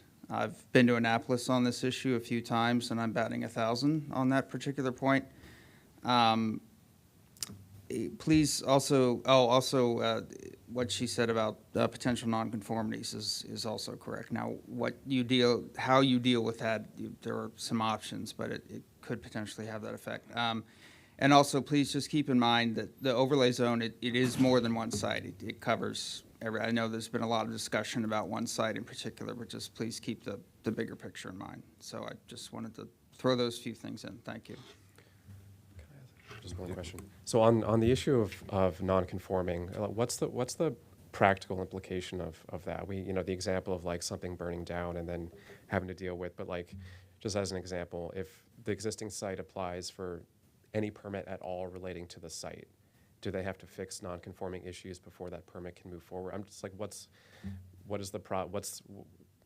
how does this impact the process? The way we've reviewed it, right or wrong, I'll look back at the table at the legal counsel, is that if a site comes in for partial modification, needs a site plan, and it's an existing development, we really focus our review on sort of the limits of disturbance of the site and what's being modified, and that if there are other things on other parts of a larger site that don't meet the current standards, we've just sort of said that's still an existing use, that we're not going to put the boundary of what we're reviewing under it. Again, I think probably the cleanest way, if this really is a concern, is just to clarify that we only care about new surface parking lots. I mean, that might just be the cleanest, easiest way to resolve this. I don't, personally, I'm not particularly worried about this. And I also, for the same reasons, I think we have to think a little bit about precedent here. We heard from Attorney Mills about kind of, I guess upstream with maybe some litigation, some non-conformance potential issues there. But I just want to make sure that sort of. Yeah, I mean, the nonconformities tend to be a much bigger issue for the property owners themselves than anything that the department or particularly my office would deal with. It's always a question of what happens if there's a problem. Yeah. And what do you do now? Do you have to meet the new standard, or can you continue to meet the old standards? So that is something that a lot of property owners will never have to deal with, but if you do have to deal with it, if something does happen, it can be a problem. Yeah. If I may just add one more thing, it can also be very difficult to get financing if you have a property that's non-conforming and you need to do improvements, maintenance, big ticket maintenance. Banks are very leery of lending money on a property that has a zoning nonconformity. Correct. Even if in this case, as we just heard, kind of the extent of review would not apply to, so internally we limit the extent of the review and the processing, it sounds like, in most cases, to the actual project being proposed. And that is a nuance that is not always impressive to financing entities. They see non-conforming, and that means that you have limitations on what you can do on the property. For instance, you can't expand a non-conforming use. So let's say that Guardian, and I'm making this up, they have no plans to do this, but let's say they wanted to add on to this building, they can't, because it's a non-conforming use. You can't increase the non-conformity. So they're stuck with the size of this building if it's non-conforming. And I mean, it's a long-standing zoning principle to not create nonconformities unnecessarily. Well, in this case, I mean, we're trying to encourage, the whole point of this is to encourage more urban-style development. And so, keeping, like staff has made this point several times, we have to keep the larger goal in mind. We're not trying to sort of increase the extent of the nonconformance. We're not trying to limit, I'm sure we deal with these cases all the time where a nonconforming building has to get money for maintenance, has to have projects that relate to whatever, upgrading the HVAC system. We haven't heard about problems around this issue like countywide, right? I come back to the point, like I don't see something uniquely difficult about this site in particular, and keeping our larger goals in mind, I think that kind of the ZTA as is written just makes sense for precedent, for consistency, for the goals of the plan. Right. I appreciate your comments. I appreciate all that, but I really hope you'll think harder about the nonconformity issue, because that's going to affect properties throughout the area. You'll suddenly make many properties non-conforming unless your goal is to tell all these properties, we don't want you to stay here with your building that has parking on it near streets. So you're purposely making it non-conforming so that they can't improve their properties without getting rid of that surface parking. That's a policy decision that you can make. Right. I didn't think that was staff's intent. Right. So, if you're making that decision, that's So how different. can we put it in conformance with, if we say new parking, does it Does it work? Can I just say, this happens all the time, doesn't it? Yeah, and again, remember what we're doing here is implementing part of the recommendations in a master plan that is intended to transform the way of an area is envisioned, right? And I think that we would be fine with what Mr. Berbert has recommended is adding the word new in front of it. So what you see on the screen there, number 5, new surface vehicle parking is prohibited between a building and a public or private street. Does it take care of your issue? Yes. Okay, so All right, let's okay, just do yep, that. that's great. Thank you for bringing that up. So other than that piece, on the parking piece, I'm glad you put this, when did it just show up? Did it just show up, or was it there all the time? Oh, okay. Okay, all right, thank you. Thank you so much. And so now we have Mr. Rob Eisinger, going back to your question, and can staff go over his concern? And Thank you. Again, for the record, Jessica McVeary. So as I understood, Mr. Eisinger's concern was related to the 40% requirement for life sciences uses and for tracts that are over 5 acres in size. You know, for staff, this was really a balance. When we were creating the plan and drafting the overlay zone, it was really important to us that we maintain that critical mass of life sciences uses in the Life Sciences Center to make sure that we are fulfilling that part of the vision about not only retaining but also attracting and continuing to grow the life sciences industry here. And we really felt that that existing provision that's in the life sciences zone today was important to retain, to send a message that this is not envisioned as a general mixed-use community, but one that's grounded in the life sciences industry. And so for that reason, we really felt it was important to maintain that provision of the 40% life sciences requirement for when your underlying zone is LSC.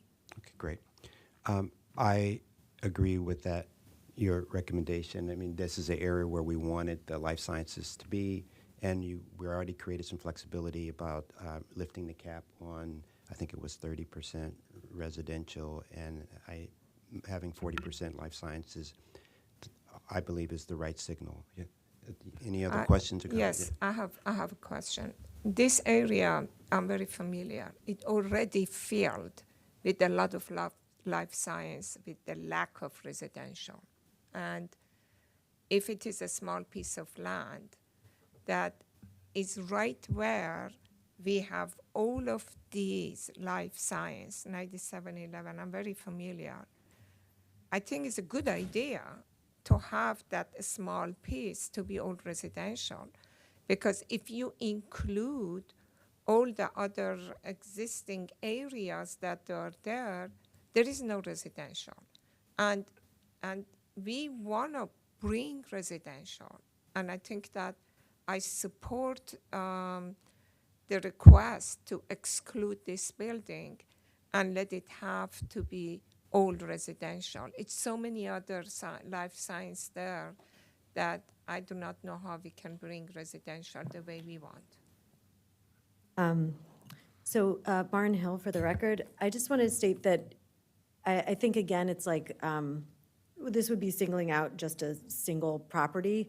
And if you look at the kind of core of the Life Sciences Center, there are a number of LSC zoned properties, and any of those could redevelop with a mix of life sciences and residential. And I think that we also have to ask, like, just is singling out a single property to say this is special and different appropriate here? Because we could see a transformation of the area with the already relaxing of some of the existing restrictions on residential in the area. We are increasing what is allowed on these properties, and we are exempting the smallest properties. So anything under 5 acres does not have that 40% requirement. So there are some existing small properties in the LSC core as well that could develop as completely residential properties. I believe that if you just get all the area and not just a specific area and add the development areas that are there, you're still going to get more than 40% of life sciences in the whole area, because one of our issues for this area has been that lack of complete community. And if you calculate, I do not know if you have done that or not, for this area that you show in yellow, and you see existing life science, and then calculate the amount of the land that could be developed, I believe that you will find out that life science already has the 40%, and we have lack of residential and lack of other kind of commercial businesses to make it a complete community. This is my feeling. I'm very familiar with that area. I will say I have a couple of concerns. I think one, this requirement's about the only thing keeping us from just rezoning it all CR and getting rid of the LSC zone. Like, we've gone through a lot of effort to actually try to standardize this, but keeping life science as an integral intent was a big part of the plan and part of the vision, and why we didn't just rezone this all CR. It probably would have been easier if we did, but we didn't, because we didn't want to do that. I would be concerned, we basically have to set up a tracking mechanism that is not at all baked in the ZTA now, and we'd have to think about on the fly what that tracking mechanism would even look like to figure out, is it by mega block, is it across the entirety of the LSC zone that every applicant has to recalculate what the current mix is to make sure it never falls below 40%, and I think it creates not a great system that like the early people can come in and kind of really muck up the percentages depending on what they're doing. And I think a lot of these life sciences are in buildings that, given the density, could just get scraped and replaced with all residential if we don't keep the cap. And so what looks like a very high life science area now might just be a hospital with a bunch of residential uses in 20 years if we're not careful in preserving a life science requirement. And so I have a lot of reasons that from a more technical standpoint, I'm not comfortable or sure how exactly I would capture the. I am not suggesting that. I'm not suggesting that we don't get that. I'm just suggesting that to create some flexibility to allow to have more complete community, because the last few years we have had a lot of LSCs and no residential, and that's one of the issues.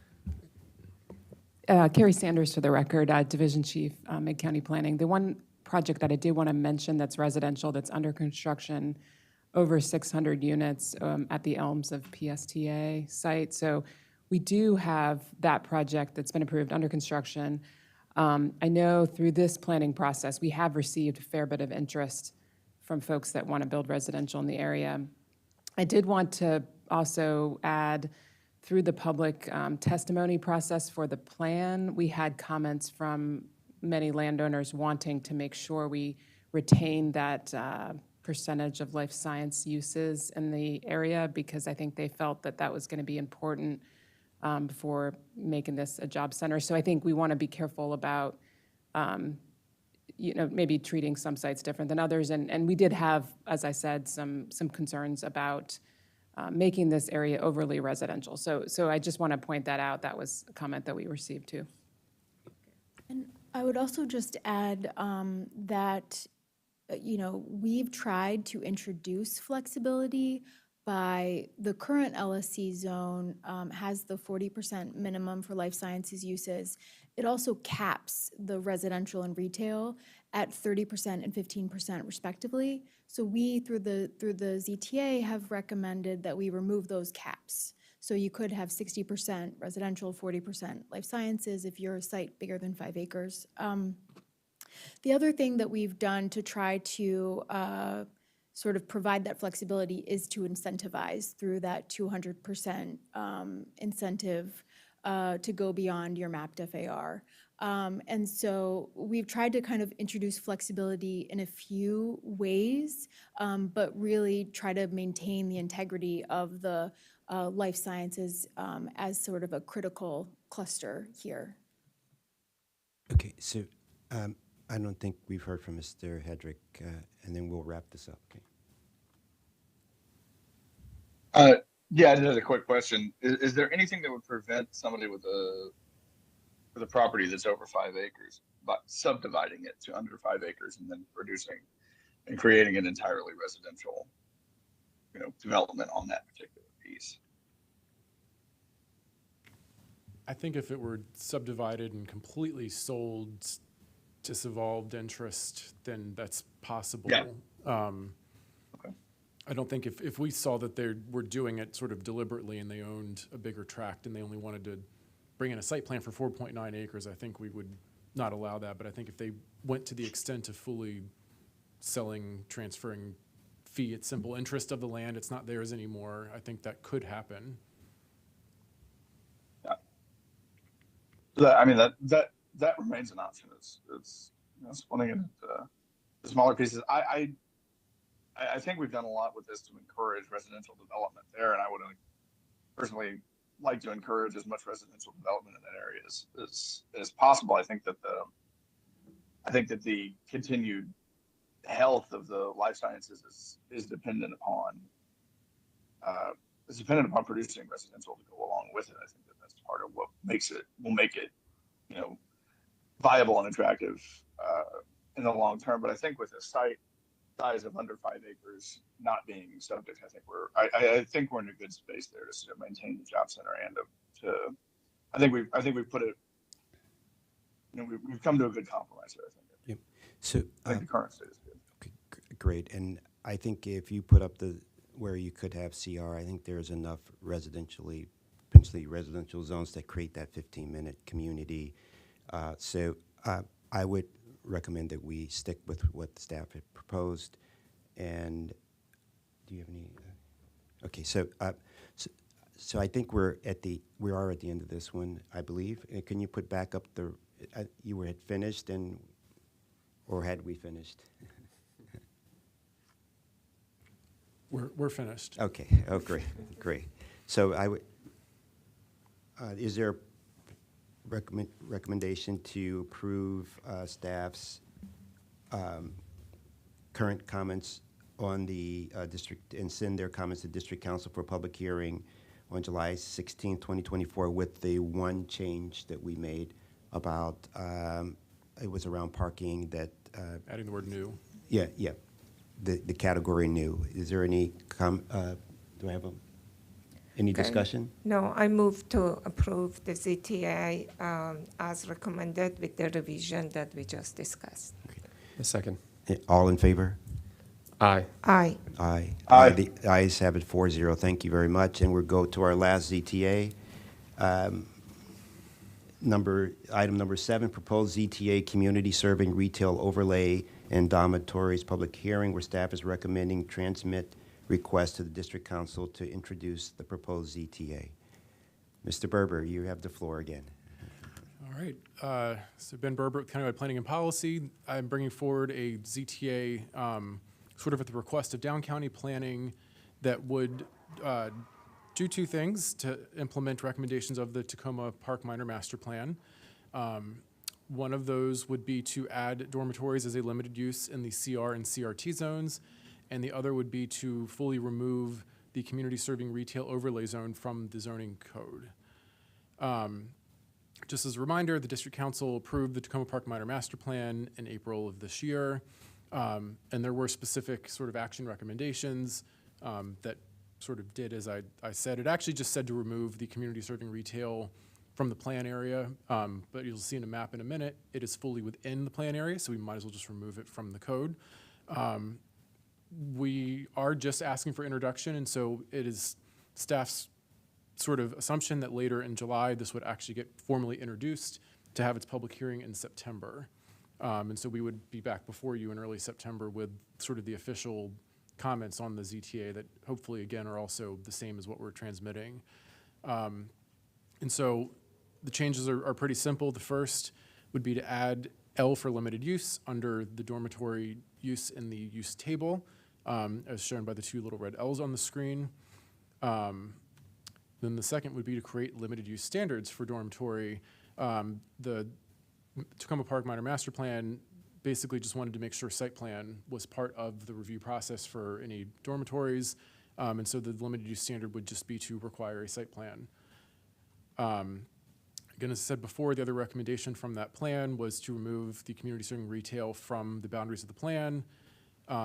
This is the only area of community serving retail in the county, and it's fully within the boundary of the Tacoma Park Minor Master Plan. So we're just going to clean up the code and remove the overlay zone. And so the whole rest of the ZTA is just bracketing out all of the text for that. And so staff is recommending the board support this ZTA and send it to council for introduction. Great. Any comments or questions from the board members? One question on the community serving retail. So this is the only place we have it.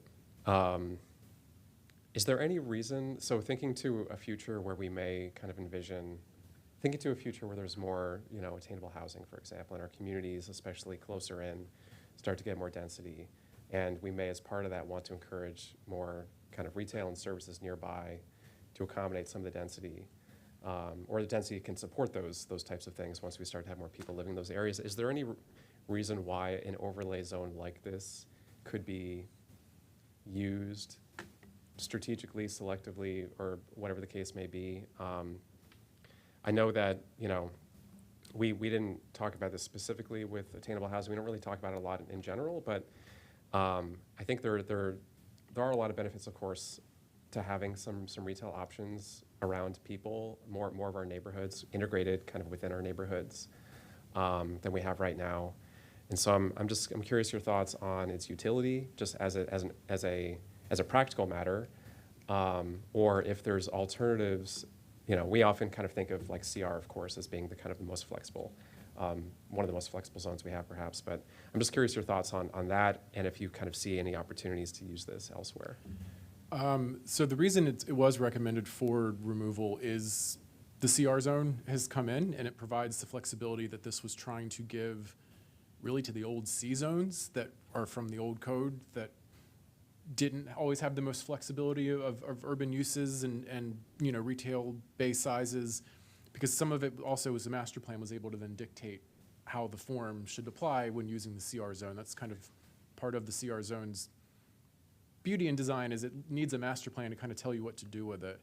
I don't know if I see, for that reason, I don't know if I see utility in retaining this type of overlay zone. I think if we were to have a discussion about community serving retail, it probably would be through a bigger zoning rewrite exercise going into the form-based code route that just allows a limited amount of retail uses as a by right, and that we would then apply that new zone.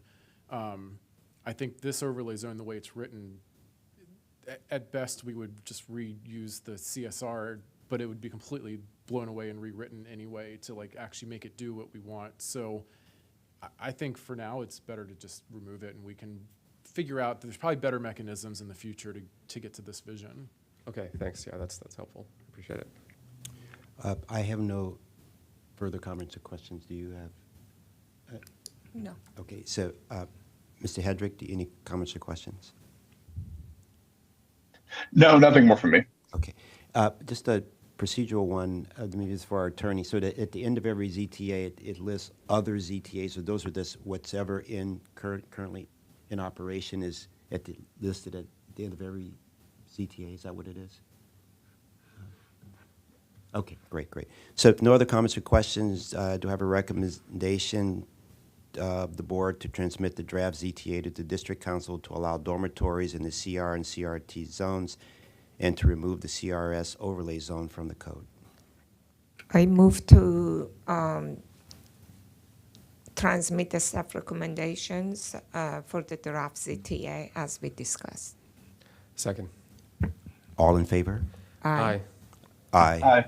The ayes have it. Thank you. We're going to take a 5-minute break and start with item number 9, Kings Crossing, site plan number 82024070. where staff is recommending approval with conditions. Thank you.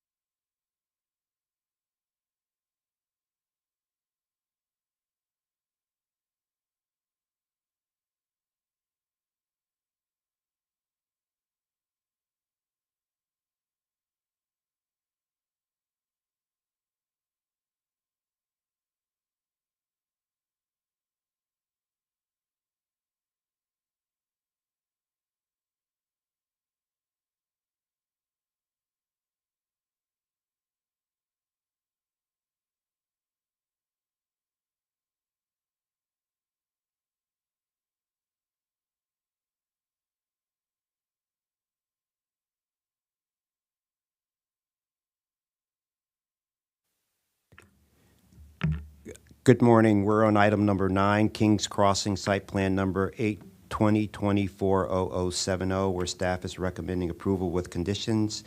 This morning, we have Mr. Njeze presenting this project. Welcome. Good morning. For the record, Gunnar Njeze, lead review representing the Upper County Planning Division, presenting site plan number 820240070 and final forest conservation plan F2024023, Kings Crossing. The applicant is proposing 11 single-family detached dwelling units. Staff recommends approval with conditions. The applicant has met all noticing and signposting requirements. Public hearing notice was mailed as required. Community correspondence has been received.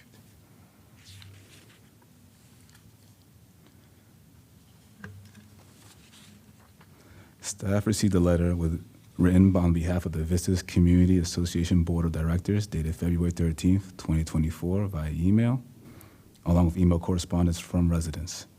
The concerns are expressed concerned potential noise pollution and environmental degradation from construction, increased stormwater discharge, strain on the water and sewer system from additional units, the right-of-ways is not being suitable for 10 more units, and the clearing of trees and vegetation. Staff responded to correspondence via email detailing the development review process, imperviousness restrictions, design aspects of the application, and inquirers were provided with Montgomery County Planning website resources, development review information, zoning code noise regulations, information on the potential forest conservation plan easements and reforestation of the subject property. And the application has received an approved stormwater management concept, an approval from Montgomery County Department of Transportation, a Department of Permitting Services right-of-way conditional approval letter, and all correspondences can be found on attachment E in the staff report, and we'll cover more aspects of the application in detail in the coming slides. Located in Germantown, the subject property is situated in the southeast quadrant of the Crossview Road and Autumn Gold Drive intersection. The property abuts the Kings Crossing Local Park and is situated in the Germantown West Policy area.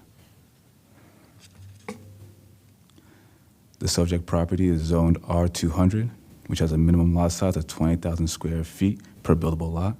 But since the applicant is using the optional method cluster development standard, the minimum required lot size is 9,000 square feet per lot. The surrounding properties are zoned PD2.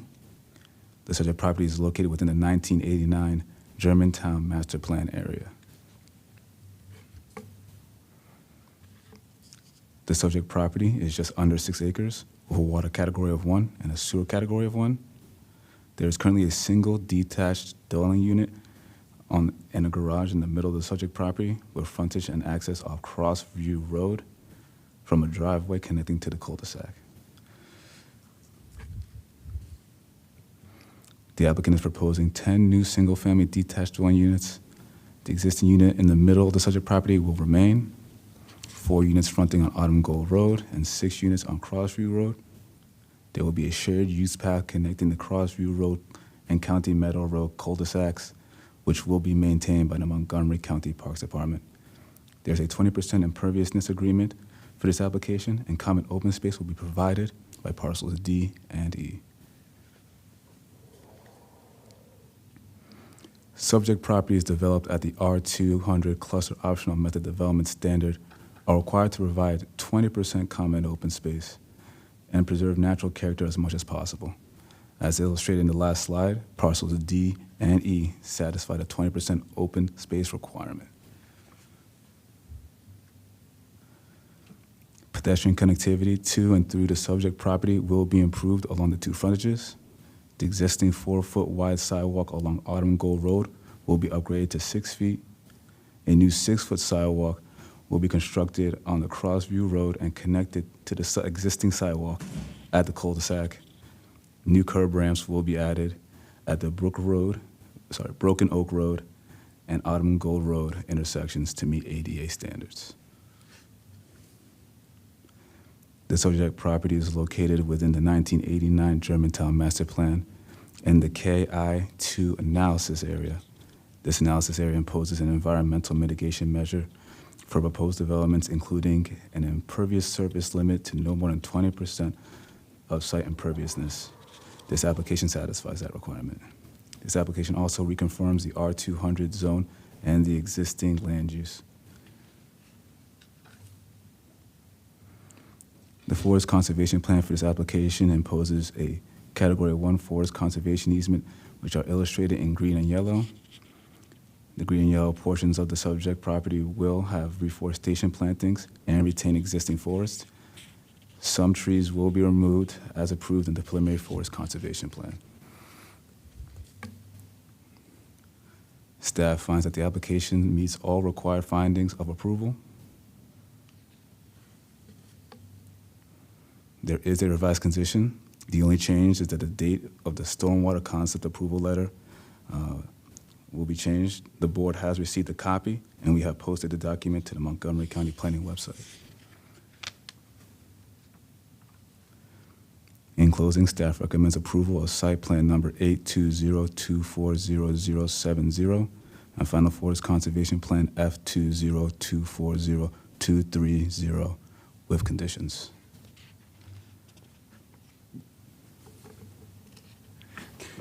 Thank you for your attention. Yeah, thank you for your presentation. Are there any comments or questions from the board? I do have a question in your plan, in your document. On page 6 on top, you had the ABC requirements, and I just don't understand that why we dictate to the, developer that what element they have to use, because we had said that the front gable entry, we have put some requirements for the front gable entry, and we said that they have to have at least 5 windows on the second floor. Why do we go to that kind of detail for the development to, I think that should be left to the developer. Good morning. For the record, Sandra Pereira, Up County Regulatory Supervisor. The reason is because as part of the site plan application and review, we have had several back and forth with the applicant on architectural drawings, and the applicant chose not to include architectural drawings as part of their submittal because they didn't have a builder on the team at the moment. So they will submit an amendment in the future. However, we wanted to highlight the things that we would be looking for when that amendment is submitted, just to set the right expectations. These are things that we have expressed during the review process that are important, and so we wanted to just be very upfront and transparent with the applicant and the community on the things that we'd be looking for. Do we usually do that? Tell the developers how to design their single-family home? The elements that we are asking are pretty basic, and typically when we have architectural drawings, these are things that we're looking for when we review and approve plans.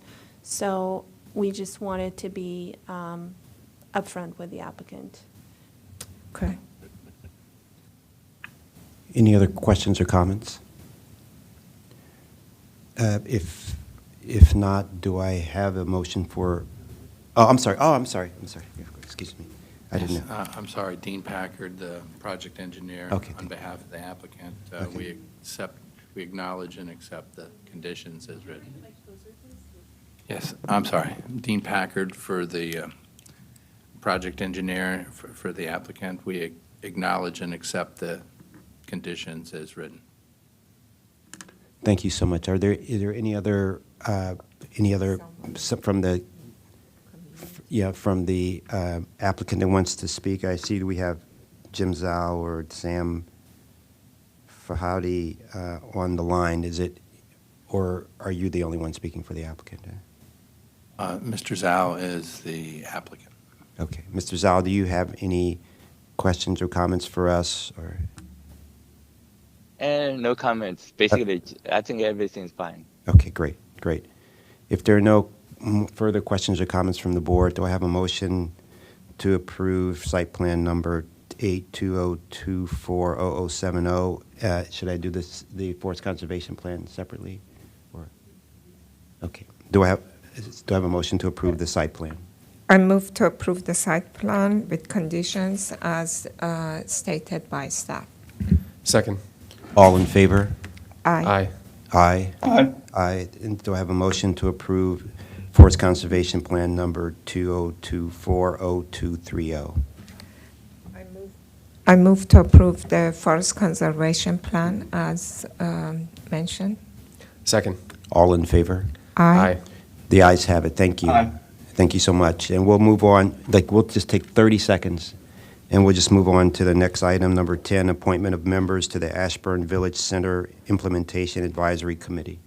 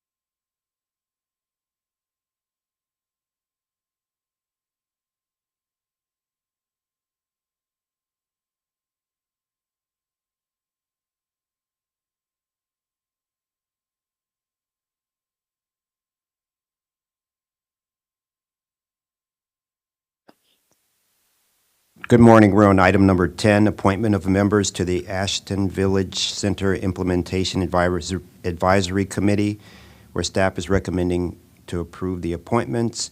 We have Jamie Pratt this morning to present this item. Good morning. All right. Good morning, members of the board. I'm Jamie Pratt from Up County Planning, and with me is Supervisor Don Ziegler, and online is our Chief, Patrick Butler.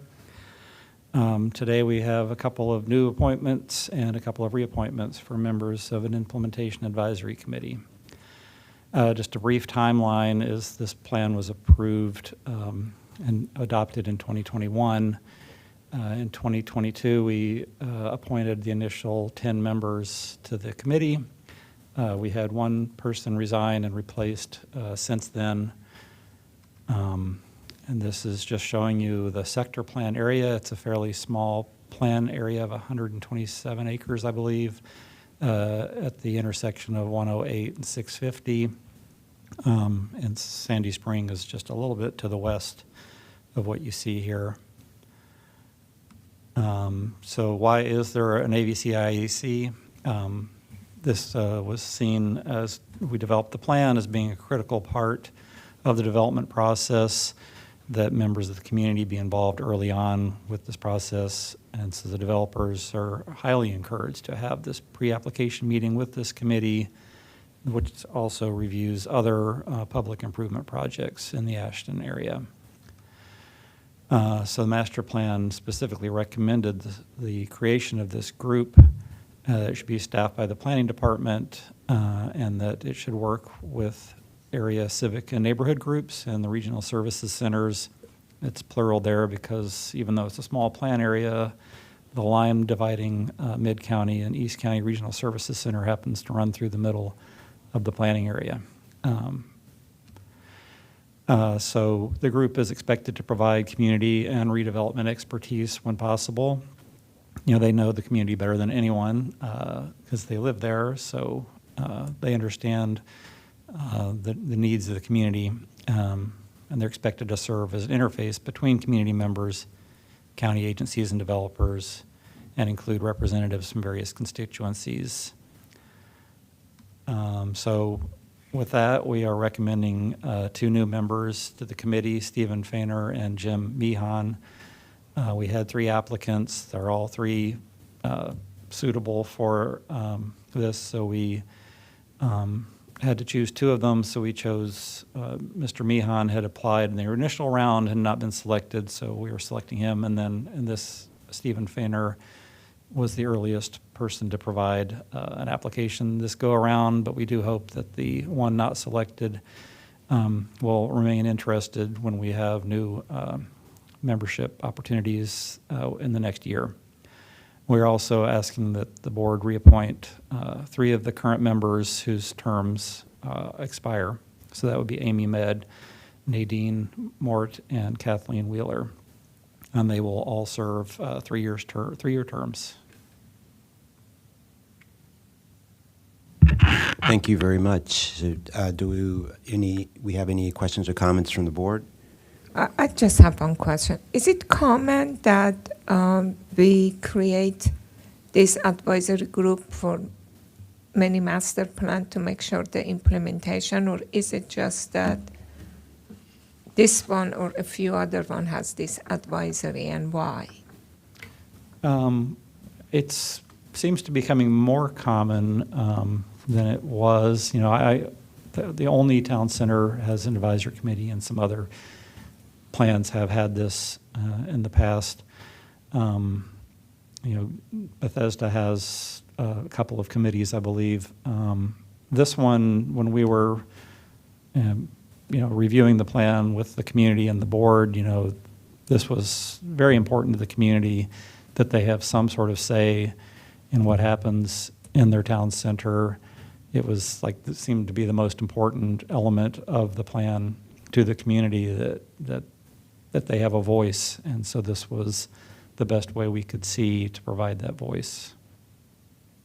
Yeah, and for the record, Patrick Butler, sorry, I'm just going to jump in really quick. For the record, Patrick Butler, to piggyback on what Jamie had said, Commissioner Petuum, just want to say that we do have multiple implementation advisory committees that come out of our master plans at times. It's really a way to stay engaged with the community, particularly those members that were you know, highly interested and tend to represent the community well and are aware of the issues or potential phasing, and that there's various things in master plans that we need to keep track of, and then be coordinated in discussion with the community as the plan progresses. And so the implementation advisory committees are a great way for the planning department to stay involved with that community and then stay true to the plan and make sure that they're informed as the plan is implemented. I totally understand it. The only thing it is that what is the end of it, and including planning staff. So that means that planning staff would be committed to something that it could go 10 years, 15 years, 20 years, and any master plan Sure. that you have. Just it's another workload that I was just thinking that how could you guys handle it? That was the comment. Thank you for recognizing that. Yeah, I was formerly involved in beginning the GSSC Implementation Advisory Committee with Steve Finley and others, and that's been going since that plan had been approved and adopted. It is something that is ongoing, but it's really important for us to be working together with our communities to make sure that our plans come to fruition and that vision comes to fruition. Very much with their input throughout that process. So that's yes, it is an important. ongoing. Yeah. I think it's It is important ongoing, to highlight because it's something that probably is going to be ignored, and it's not going to be done. That how many master plans do we have, and how many of these implementation committees that planning staff continues to have, and what is the end of this, because it could go for 10, 15, 20 years, and that would be a big, I think that is a good load that maybe is not being considered or appreciated that is being handled. Good comment. Just because we're running a little behind time, just do you have a sense of how much time the staff, how often do you interact with the other members of the committee, like for example for this one, once a year, once every couple of years? They meet, I think 6 times a year approximately, for our meeting's hour and a half, maybe. I post the agenda on the website and try to keep, if there's meeting minutes, I post those on there as well. But the officers of the committee are the ones who are creating that agenda and creating those minutes. I'm just, whenever there's a meeting coming up, I look to see if there's any items in Ashton that are being proposed that they would need to discuss. They can propose discussion items themselves. Each one has a variable amount of time. I work on the Only Town Center Advisory Committee. I also work with the Rustic Roads Advisory Committee. The Rustic Roads one takes up a lot more time than Olney or Ashton, just because there's not a whole lot of proposals at any given time in the small geographic town centers that are covered by those committees. Great, thank you. So let's move forward. I commend you and the community members for being part of this committee. It's so important, as you said. So to have a recommendation to appoint new members, Stephen Fayner and Jim Meehan, and reappoint members Amy Med, Nadine Masson Mort, and Kathleen Wheeler, members to serve 3-year terms. I recommend to appoint the new members as discussed. Second. All in favor? Aye. Aye. Aye. All right, ayes have it. Thank you so much. We'll just take another 30-second break and go into our last item number 11, demographic briefing, profile of people with disabilities in Montgomery County. Thank you.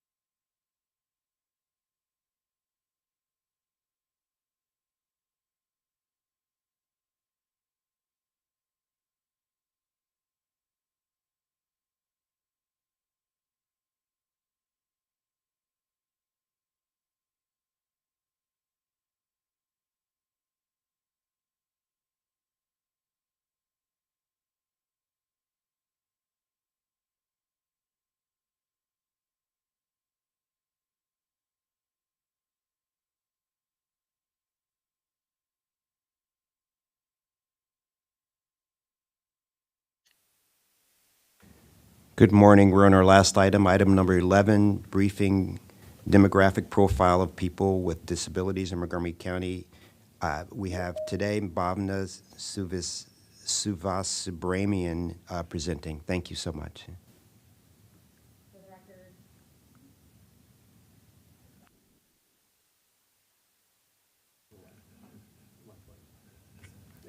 Okay. For the record, Bhavna Sivasubramanian, Housing Research Planner 2 with the Research and Strategic Projects Division. Today, I'll be presenting on the People with Disabilities profile in honor of Disability Pride Month, which began on July 1st and commemorates the passing of the landmark Americans with Disability Act in July of 1990.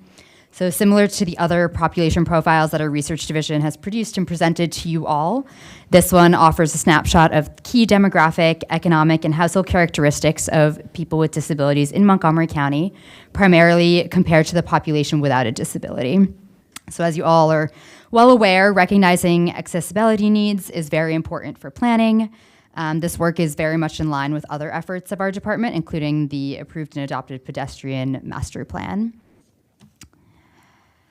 So just a quick note on data before we really dig into the numbers. The note that all this data for this profile come from the U.S. Census Bureau's 2021 American Community Survey 1-year estimates. And the ACS uses 6 aspects of disability to create an overall measure of disability. So these include hearing, vision, cognitive, ambulatory, self-care, and independent living. And given data availability and just how the census reports out its data, the profile reflects the total civilian non-institutionalized population. So this means it excludes people residing in institutions such as nursing homes, prisons, jails, mental hospitals, and juvenile correction facilities. So as of 2021, there were over 91,000 residents in Montgomery County that had at least one disability. So this accounted for 8.7% of the county population. The most commonly occurring disabilities in the county were independent living at 4% and ambulatory difficulties at 3.9%. And of those with a disability, 44% reported having more than one type. So for the data shown in this graph, respondents could select more than one disability type. In terms of age and gender distribution of those with disabilities, individuals 75 years and over exhibited the highest prevalence of disability. So almost 36% of people within this age group reported having at least one disability. And notably, 22% of those aged 75 plus had an ambulatory difficulty and 20% had an independent living difficulty. There was also a gender discrepancy among county residents with a disability.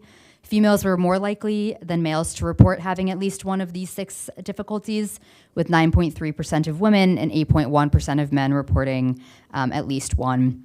And this corresponds with the trend of the older population being more likely to be female, as we observed in the women's profile a couple months ago. In terms of the race and ethnic distribution, nearly half of people with a disability in the county identified their race as white, which is higher than the overall share of the white population of the county, which is at 42%. So this is also in line with the trend of the older population being more likely to be white. In terms of ethnicity, Hispanics and Latinos were less likely to have a disability compared with non-Hispanics and non-Latinos. And this is shown by 14% of people with disabilities identified in this ethnic group, while with people without disabilities, the number was at 21%. In terms of educational attainment, people with a disability were less likely to have a bachelor's degree and more likely to hold up to a high school diploma as their highest level of education relative to those without a disability.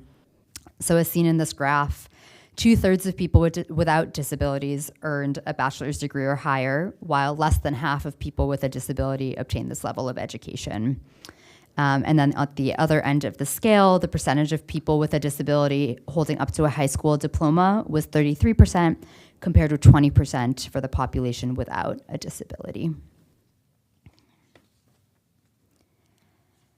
In terms of employment status, the share of population with a disability that was employed was considerably lower than those without a disability.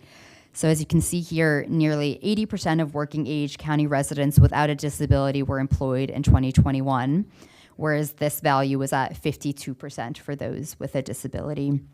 And this is kind of offset in the next category of not participating in the labor force. So while 16% of working age individuals without a disability were not in the labor force, a much larger percentage, 42% almost, of working age individuals with a disability did not participate in the labor force.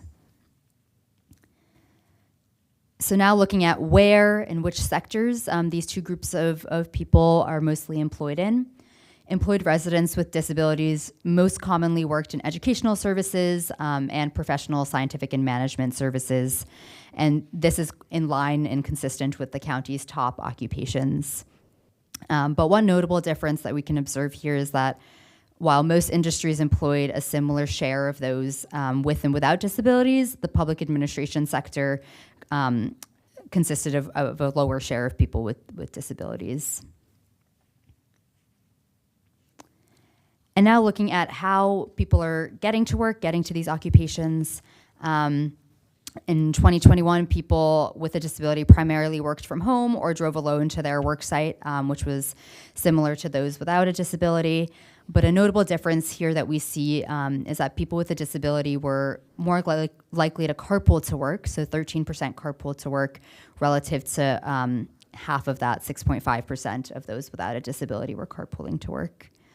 The use of public transportation was low for both people with disabilities and those without disabilities, and this could be perhaps due to effects of the COVID-19 pandemic. This data is from 2021 and might have some of those patterns in it. And now looking at earnings. So the median annual earnings for people with a disability 16 years and over was nearly $37,000, compared to almost $61,000 for people without a disability 16 years and over. So there's quite a discrepancy here. And the graph here is showing kind of a breakdown, and we can see where these differences really come out. So while 43% of respondents without a disability earned $75,000 or more in the previous year, only 30% of people with a disability earned this amount. And at the other end of the scale, 14% of those with a disability earned less than $5,000 annually, which is a higher share than those without a disability, which was at 7% earning this amount. And finally, looking at housing characteristics, where and with whom these two groups of people are living. People with disabilities were slightly more likely to be renters than those without disabilities, and less likely to live in owner-occupied homes. In terms of, as seen in the graph, in terms of housing type distribution, individuals with disabilities were slightly less likely to live in single-family detached units, and slightly more likely to live in multifamily apartment buildings of 20 units or more. And people with disabilities experienced a higher rate of housing cost burden relative to those without a disability. 63% of people with a disability who rented their home were cost burdened, relative to 50% of those without disabilities were cost burdened. And lastly, almost 20% of people with a disability lived alone in 2021, and this is notably higher than those without a disability, of whom only 9% lived alone. So quite a difference there in terms of household composition. So just to distill all these data down into a few key takeaways, in Montgomery County, people with disabilities tend to skew older, be female, and identify as white. They're more likely to earn less and hold fewer educational degrees and live alone relative to people without disabilities. So considering all these factors can really assist the county in developing more accessible and inclusive communities for all. So thank you, and happy to take any questions. Great, that was very, very interesting, eye-opening to hear, especially about the earnings difference at the higher income levels and living alone. So this data is always, all of you do is so important in informing the council and other organizations in the county about how, as you said, how to provide services to people that need them. So. That was really amazing. It was the first time that I had seen something like that, and hearing that 8.7% of Montgomery County have some kind of disability, and that close to 10%, that close 1 out of 10%, 1 out of 10, or 1 out of 11 that they have disability, and mostly goes toward the older age. That was very eye-opening.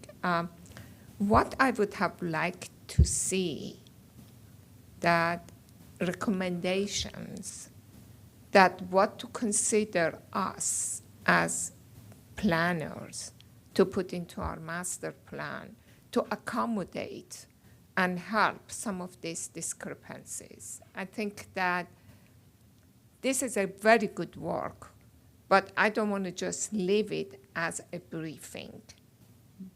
I think it should come out with some recommendations that how we could help. That's what I would like to see, and if that is a possibility, because we are doing a lot of master planning. We just had ZTAs. How can we incorporate some of your recommendations in the planning we do? We need to come up with some recommendation now that to help. Briefing is not enough. Yeah, so as you were saying that, I was thinking of our attainable housing strategies that we recommended to provide housing of all types. We're focusing on smaller units, handicap accessible units, for either seniors or people that have handicaps like this. So as you were saying that, I was thinking, yeah, there are, it's good to have, yes, and so what other than services, we talked about you can provide, as the county looking at services, but on the housing front, I think that we're proposing different types of housing so that could meet people of all needs. Yeah, it's not just housing. I think that what she had, what you had, any recommendations that you made, that it showed, one thing that it came out for me, that we need more accommodation for the aging community. That's the first thing that it came for me to do. And you had some other, if we go back to some of those, it could be recommendations not only for us, for the public agencies, because we have we could make some recommendation. They can take it or leave it. And also it comes for private industry through our master planning, through our pedestrian master plan, through our bike master plan, through our housing master plan. How can we help? Especially, you think about it, this is more for aging, so we have to provide some kind of, in our master planning for disabilities and ADA. Right. So, just kind of put in a little bit of context to this, this is one of numerous profiles that our research and strategic projects team has put together over the last year. And they're, small little discrete projects that, are not part of a bigger funded effort, but they're really helpful in helping us understand who we are as a community. And I think even if they don't make recommendations through these profiles, which are providing the data, the fact that it's sparking ideas for you, I think will be helpful as we take other things through the board, for you to ask questions. Say, I recall when we saw the profile for the disabled community, X, Y, and Z. How can we address that here? And that gives us an opportunity to try to implement recommendations throughout our plans and our other projects. It was mentioned the pedestrian master plan made a really big concerted effort to engage the disabled community and make a lot of recommendations that address concerns from that perspective. And so I think, there are a number of things that we've done in the past that have made recommendations in that way, but also others that you mentioned a housing plan. We don't actually have a housing functional master plan. It's something that we have kind of in our minds, on our radar. And I think I could see that having a component that deals with aging for housing for an aging population and for a disabled population as well. When we do this kind of profile, okay, it could be profile for Hispanic, it could be profile for, other kind of ethnic or races. I think it's always good that we come up with some recommendation. It could be just some ideas that we have this, and this is the conclusion that we come. That's why we have to attention here or there or there. So intentionally we make point what to look at, and then that helps that in our future master planning or for us to look into. Great. We have one more board member, Mr. Hedrick.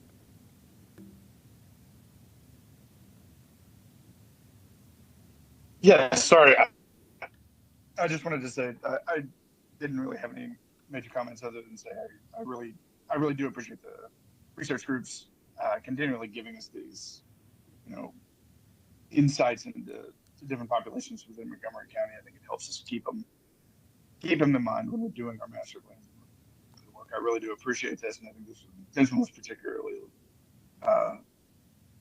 illuminating. So I really appreciate it. I just wanted to say that. Great. Thank you. Yeah, just wanted to add my thanks as well. Just to echo what I guess all of us have said now, but yeah, it definitely plants little seeds that come up every now and then when we're talking about AHS or we're talking about other master plan areas. And I know that as part of master plans, we also do like existing conditions reports where like some of this may more precisely inform specific master plan areas. But these have been really great, and I look forward to next year coming back around with updated data. Assuming there is yeah, but it's, I like looking at numbers, so what are you gonna do? But yeah, just thank you to you and your team. Always appreciate hearing from you all. Great, thank you again, and this concludes our planning board meeting for today. So thank you, and everyone have a great day.